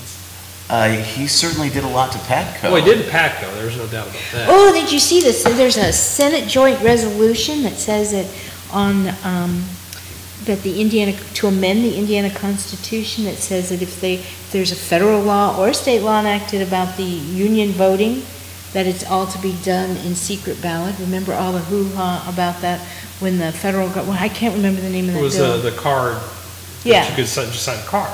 Yeah, yeah, and the big thing was the unions didn't want to have the secret ballot. No, they want to be able to intimidate their members into voting a certain way. Well, I don't know that it's, you know what, if you're going to take the vote, then vote it openly. What's wrong with that secret ballot? Why are we changing why would anyone want to change the Indiana Constitution to address that issue? I didn't even know that it was necessary to change the Constitution to address that. Well, apparently Senator Cruz thinks Is so. that another one of his? That's another one of his, yes. Well, yes. you know, she said that he was very busy, and that since we were a podcast, you know, we're not, and so Now we know why he's busy. He's really why don't busy. we talk about issues that are actually going to be addressed by the legislature? Things Such as what? The proposed tax cut, which I think is going to have trouble making any place. The cut in the income tax. I've said that what they need to do is cut the sales tax. We are at the top in terms of sales tax. Knock a half cent off of that. And I don't have a problem, and you don't, Mark and I have had a show about this, the internet, that they tax goods bought over the internet. Other states Which have they it. do through the use tax, I know, but no one pays it. Very few. You guys pay it. Well, I pay the use tax. Use tax, but you're a rarity.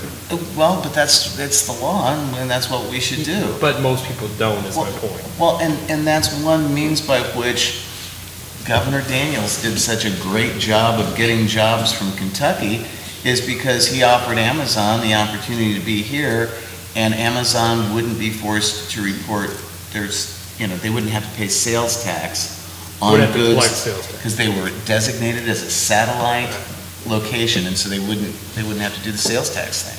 So, but Karen, you mentioned a couple of minutes ago, who's this Mayor Ballard? I thought there was Vaughn. Yeah, Mayor Vaughn. That is the rumor, isn't it? That the city of Indianapolis is no longer being that the mayor Greg Ballard has abdicated the position, except when it's a trip overseas. He does like to do those, and that. Or when it comes to riding a bicycle for a public photo op. Yeah, and that Vaughn. He lives in my neighborhood. I've never ever seen him on a bike.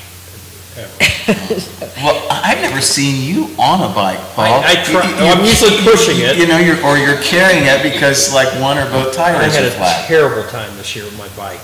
Flat tire. Every time I got on it, it was constantly breaking. That's what happens when you only ride it like every other year or something, you know? I ride it all the time. We're on Civil Discourse now. I'm Mark Small. And I'm Paul Ogden. Are we at the end of the show, Mark? No, we still got time left. Our guest today is Karen Celestino Horseman.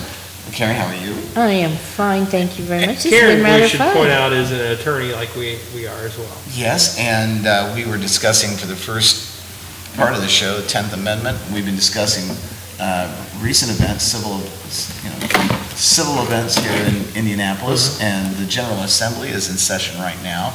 That's been one big thing. Another thing that we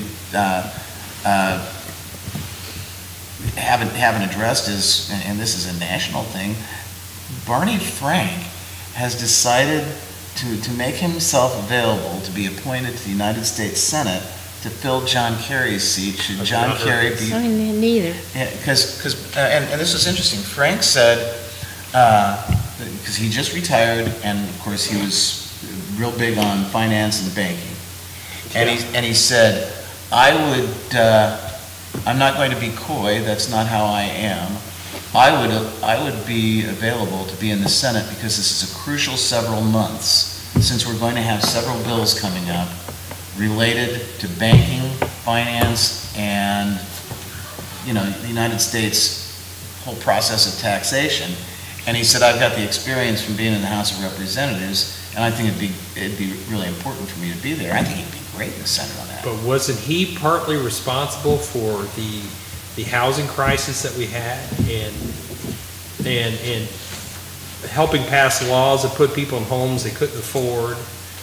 He was part of the whole deregulation. No. I think you have to look at the bill that he co-sponsored. He wasn't a cause of that. He was putting in oversight of the banks, and the oversight didn't work. But I think having him and Mr. Dodd, Senator Dodd, were. But with him and Elizabeth Warren in from Massachusetts, I think that'd be a pretty good 1-2 punch in the Senate. Yeah. So that would be, other things that are going on right now, I almost have my Obamacare health insurance. Thank you, President Obama. I'm one of those with the pre-existing condition they cannot get. I was quoted a price privately of $1,600 a month. And, you know, I make a decent living, but I don't make that kind of living. And so I then went to the comprehensive, ICHIA, Indiana Comprehensive Health Insurance Association, which Indiana has and requires. It's the pool. It's the pool for people who, I'm diabetic, it's the pool for people who have a pre-existing condition. And that was going to be like almost $900 a month. And with a $2,500 deductible, and you don't see a dime of anything until after you spend that $2,500. Under Obamacare, I'm going to pay about $540 a month, and my preventative care is covered, and my deductible is $2,000. And I am so thankful to be able to have that. And I get so mad when people say, you know, that they don't want to have to foot this bill and everything. I personally believe that there are some issues, and obviously this one personally affects me, but there are some issues that we cannot, that we have to pick up, that we have to pay for or assist with payment of, like healthcare, so Mark and I can live. Because you know what, honest to God, without the health insurance, I had to go 6 months without health insurance to get this. So I withdrew from the high risk pool because I couldn't, you know, it was really hard to afford. And so I was looking at the fact I decided that if I had chest pains or anything else, I wasn't calling 911 because I'm too damn old to start over, because we've set it up now, people cannot get medical bills or anything else excused in bankruptcy. That is the one thing that you have to continue to pay on through a bankruptcy. That got changed, Evan Pye was not aware of that. Wait a second. Yeah, no, you I can't. don't do BK, so. No, this is true. You cannot get medical bills are no longer dischargeable in bankruptcy. They haven't been. Evan Pye was one of those who voted for it, because I was over there calling the office and his office and saying, we need to rethink this. That's like the #1 reason for bankruptcy. It is the #1 reason for bankruptcy, and I have a friend who had no health insurance and a heart attack, and it happened to her twice.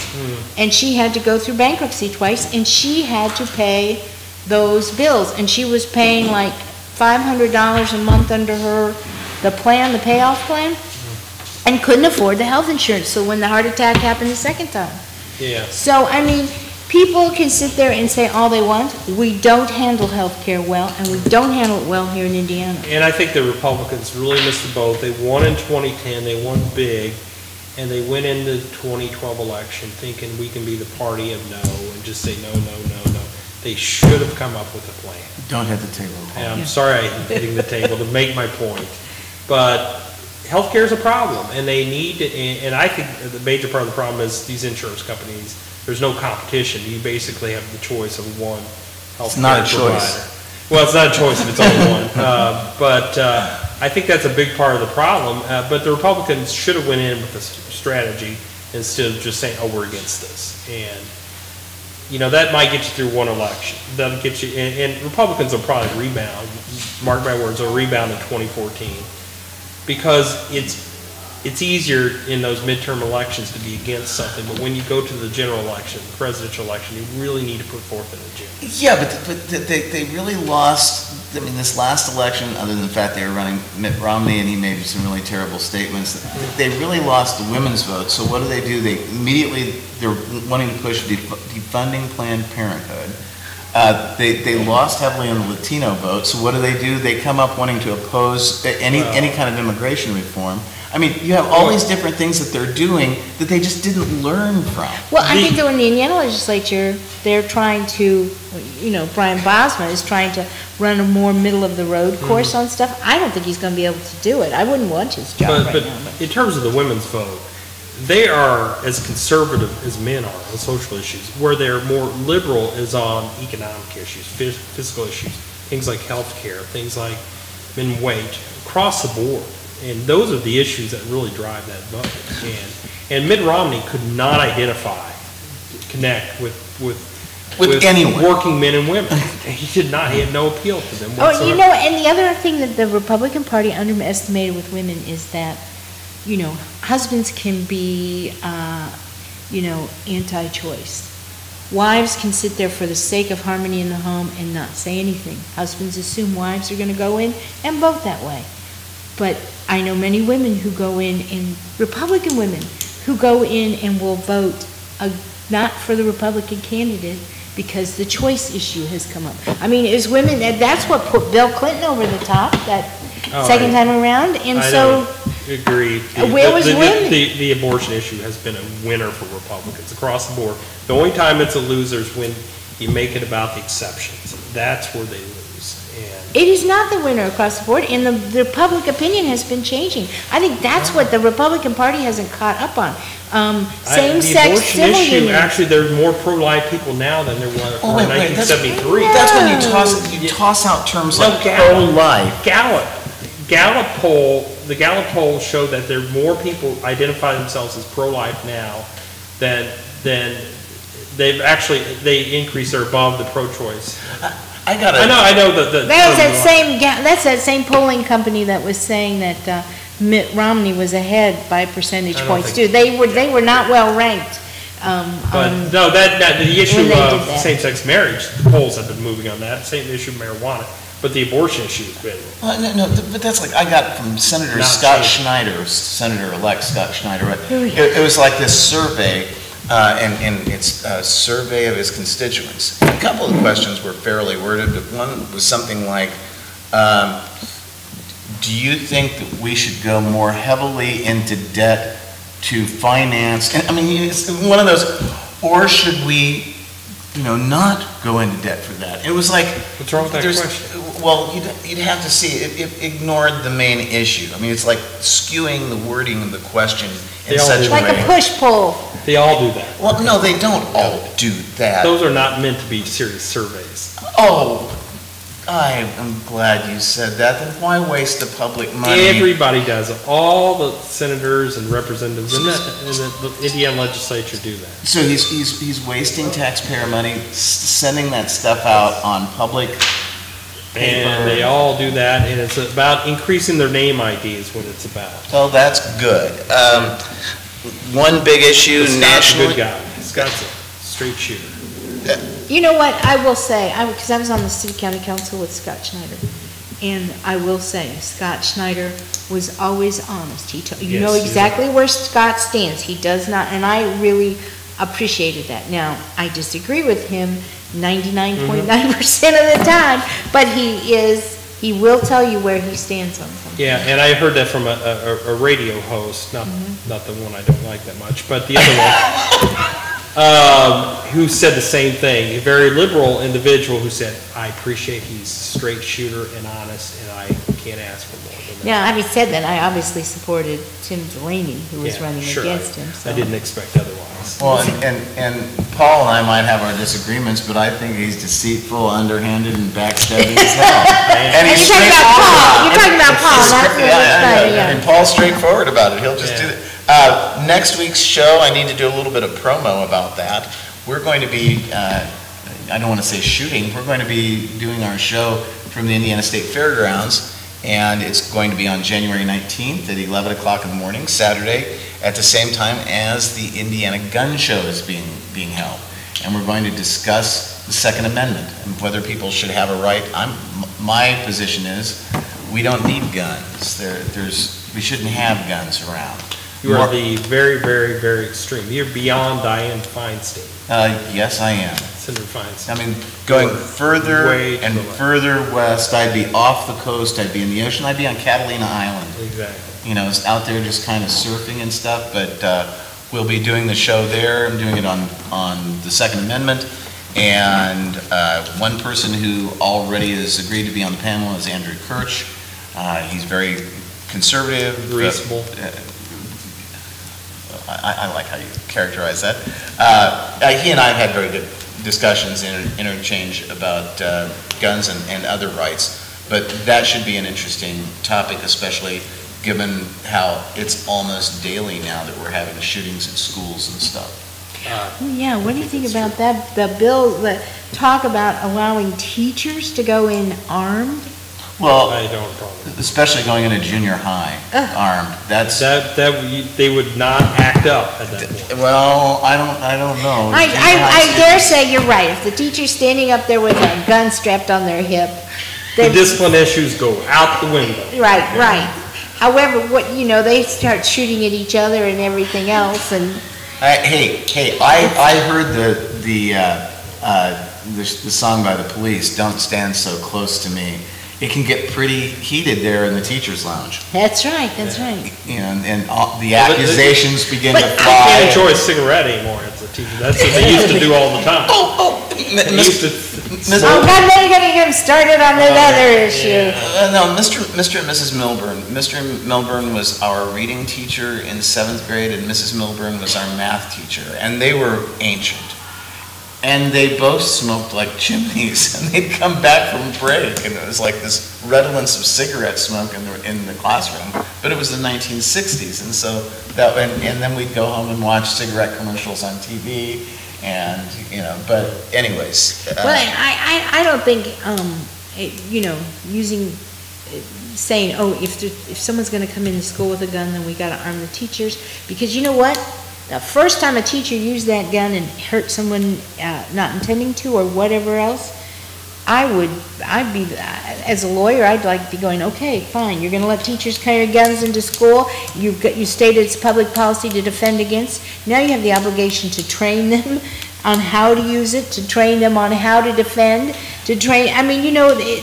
it's like you open the door to that, and it's just like one issue But after another. The problem is when you create these gun-free zones, the only one that follows them are the law-abiding citizens. The nut job that walks in, they can just start shooting people up and know they're. But you know what? If it's like, okay, let's say this room right here now was a gun, but you were allowed to have a gun. So you've got a gun, you've used it. Guy comes walking in the door, he's got a gun. Quite honestly, I'd much rather be able to have the opportunity to drop on the floor because now I have to trust the fact that you know how to use that gun, that you know when to show it around, that you know how to But he's less deal likely it. to walk in the door. That's the key. No, they're The not. fact- You know what? If they're nuts enough to go into a school to shoot small children, the fact that they know that they might get shot, they don't care because you ever hear of suicide by cop? It would be the same thing. You just go, what do I care? If I'm going to go in and shoot a 6-year-old, do you really think that I'm going to care about the fact that the teacher has a gun? I'd let him kill me. That adds to my statement to the world. well, and I don't know how much time we have, so I didn't. we have 8 minutes left. Oh, okay. But Go for it. none for you.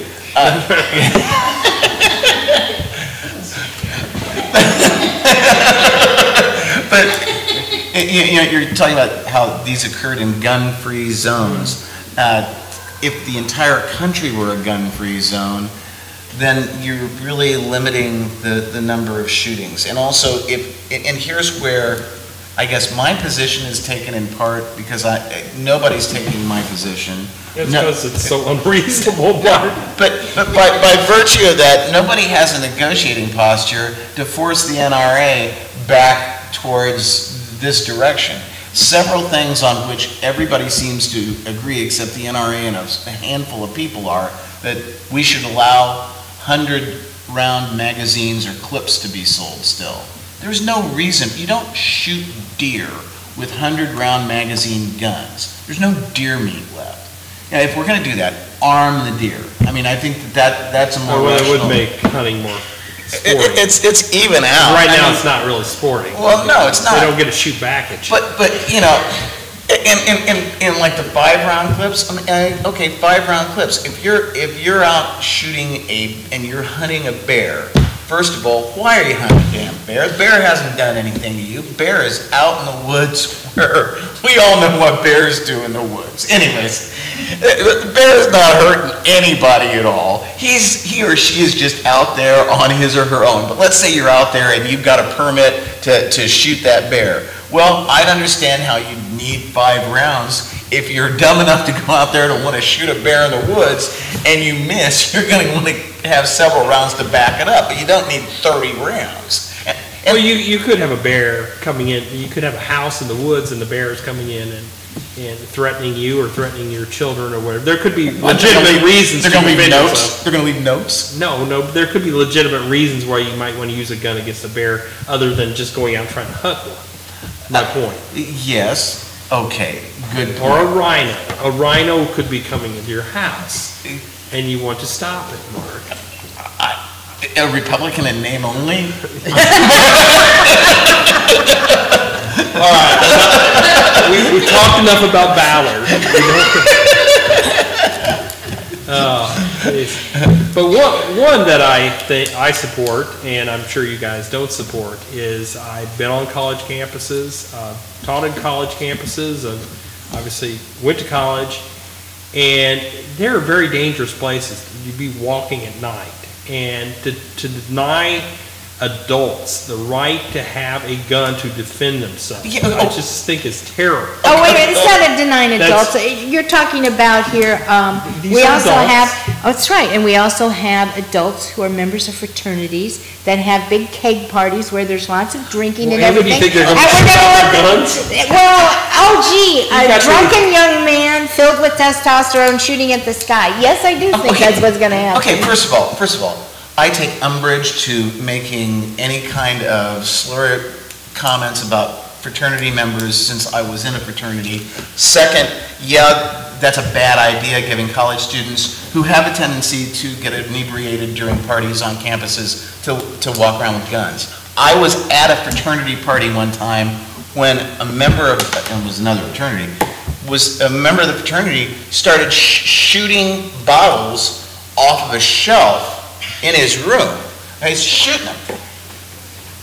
We are out in the hallway. People are out in a party in the hallway, and everybody hit the floor, and he kept shooting the bottles. And that was an example of like, and DePauw did not allow firearms on campus. Our security police and that's a private school. They're going to be allowed to do that. I know that, but unless the law is written otherwise. But I opposed arming our security police as student body president, and I cited Hope College, which was in Michigan. Security police were called to a dorm. There was a disturbance. So you don't want the police somebody threw a cherry bomb. One of the cops pulled out a gun and shot a student. You don't want the police to have guns. You're like security, private security. How many problems did Andy Griffith have? I was going to make that point. So you agree? You believe in the whole world is Mayberry. I think it's what the world you live in. No, I don't think so. But I think that there are more problems caused by guns than are solved by guns. Yeah. Now, I actually think that when it comes to guns, I'm probably, as I'm sitting right here between the two of you, that's where my ideas would fall. But I do disagree with letting kids. I don't think guns have any place on a college campus or on in a school. But if the legislators believe that so much, then by golly, let people walk into the state capitol with guns. Let's get rid of those things where they, because that's what they search you for when you walk in. And I think that's a good point. When you talk about gun-free zones, there's a difference between when they search you going into a building or going onto an airline, and ones where, like a state park or city park, where it's just voluntary compliance. Because in a second situation, all you're doing is taking away guns away from law-abiding citizens. People who want to do you harm are going to take their guns in. And so I think there's a big distinction there, and nobody seems to make that distinction between gun-free zones where people are actually being searched as opposed to ones where they're not. Well, let's just see. Did you catch this week? Jones guy was on Piers Morgan, and he went on guns. Yeah, I heard about that. It was like an emotional rant about his right to have a gun, and this is America, and America is built on guns and whiskey. I'm all for deporting Piers Morgan. Yeah, no, I was against that. We're in our last minute. This is being Civil Discourse Now. I'm Mark Small. I'm Paul Ogden. This is Karen Celestino Horseman. She's been our guest panelist today. Earlier, Mike Maharey of the 10th Amendment Center was our guest by Skype. Thank you for joining us. Next week, we're going to talk about guns, and we're going to be at the State Fairground. Join us then. We'll be live streaming. This is on Live 365. Civil Discourse Now. Are we done? Are we off the air? Goodbye. We'll see you next week. Oh, keep on talking. And we still... Oh, audience. Just keep clapping, we still get 4 times a day. And the credits roll up, we don't have credits So- anymore, but so, We would look forward to the show next Yes. week, and hopefully you will get an ally, because apparently we only have, Adam's the only other guest? Andrew. Andrew. At this point, yes, but I'm sure that once we say anything about guns, Well, I know the last time we talked about it, you had trouble finding allies. We had 5 people on the panel, and you were the only one. oh, you mean allies for me? I'm not concerned. You're not concerned? Are we still on? Oh, shit. So we My West Side Loan Company pin. What? My West Side Loan Company pin. Oh, I'm sorry. It's okay.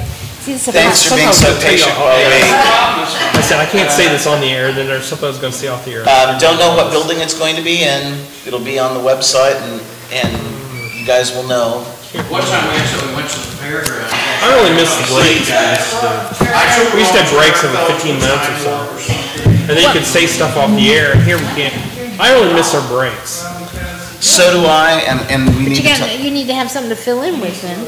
You Yeah, don't want to lose your We used to have audience. commercials, but I miss being able to stop and talk. Yeah, Here, for your next week's show, you can use them. Yeah, I am a gun owner. I really. Oh, you are? Mostly just out of curiosity. My husband gave me a gun for a wedding present. That's last 45 minutes. That's true. Well, look, they went here, and then, you know, I mean, do you want to sign our book? Sure. We need How many other wives get guns for wedding presents, but I was one of them. Really? Go ahead and Because it was What's the date? nice to Today is the, one. And I had 2 floors of single men that were below me. and I think that was when Really? the painkiller was wandering around in the 60s or It 70s. could have been in Kansas. Yeah. You may need to make a note of who our guests were last week. Because we had 2 different people on, didn't we? Who were the guests? you really had this They were the crazy person on education there? people. Melissa, yeah. Melissa. I missed that one. That was the one where Mark had no out. It was world peace. Yeah. She was for world peace. I was Oh, she against. was. You were against No, I it. wasn't against it. That was when That's a, Jeff Cox should have been on. He would have been against world peace. He would have been against it. well, thank you, gentlemen. I had fun. Cool. I don't know if I said anything that will get me in trouble. Probably. What? I was trying not to You're be not up for political. judge anymore. That's true. But there's a chance I might get tired by the tense people. Oh, that's what you were being cautious. Yes, I was trying to be cautious, and you tried to get me on the stupid American rule bill. Shit. We got nothing on there. Oh, it's like the worst one. We mean nothing on there. Be frank. There's nothing on him yet going on in I don't think he really knows. Playlist you're gonna switch over to, he's gotta do something on his end he hasn't done. I don't think Pence really knows a lot of people, and he's reappointed some people he should not reappoint. Some bad appointments. That Solicitor General guy, Well, he just think Gary's reappointed smart. him, didn't he? That's the same guy. Thomas. He's doing okay. We went off. Yeah. And some of them are just terrible. I think he really knows. He just reappointed David all. Thomas. Yeah, and they just appointed all And the the insurance guy, he's horrible. The insurance people hate him. I know, but it's all the Oh, thanks very much. same ones that Daniel's had. But he may, those people may not be in the job for a long time. Yeah, oh, I'm making carnitas for my family. My aunts are in town, it's the Mexican side of the family. Oh, really? So I have to make dinner, so we're gonna have carnitas, refried beans, and tortillas, Yeah? fresh limes.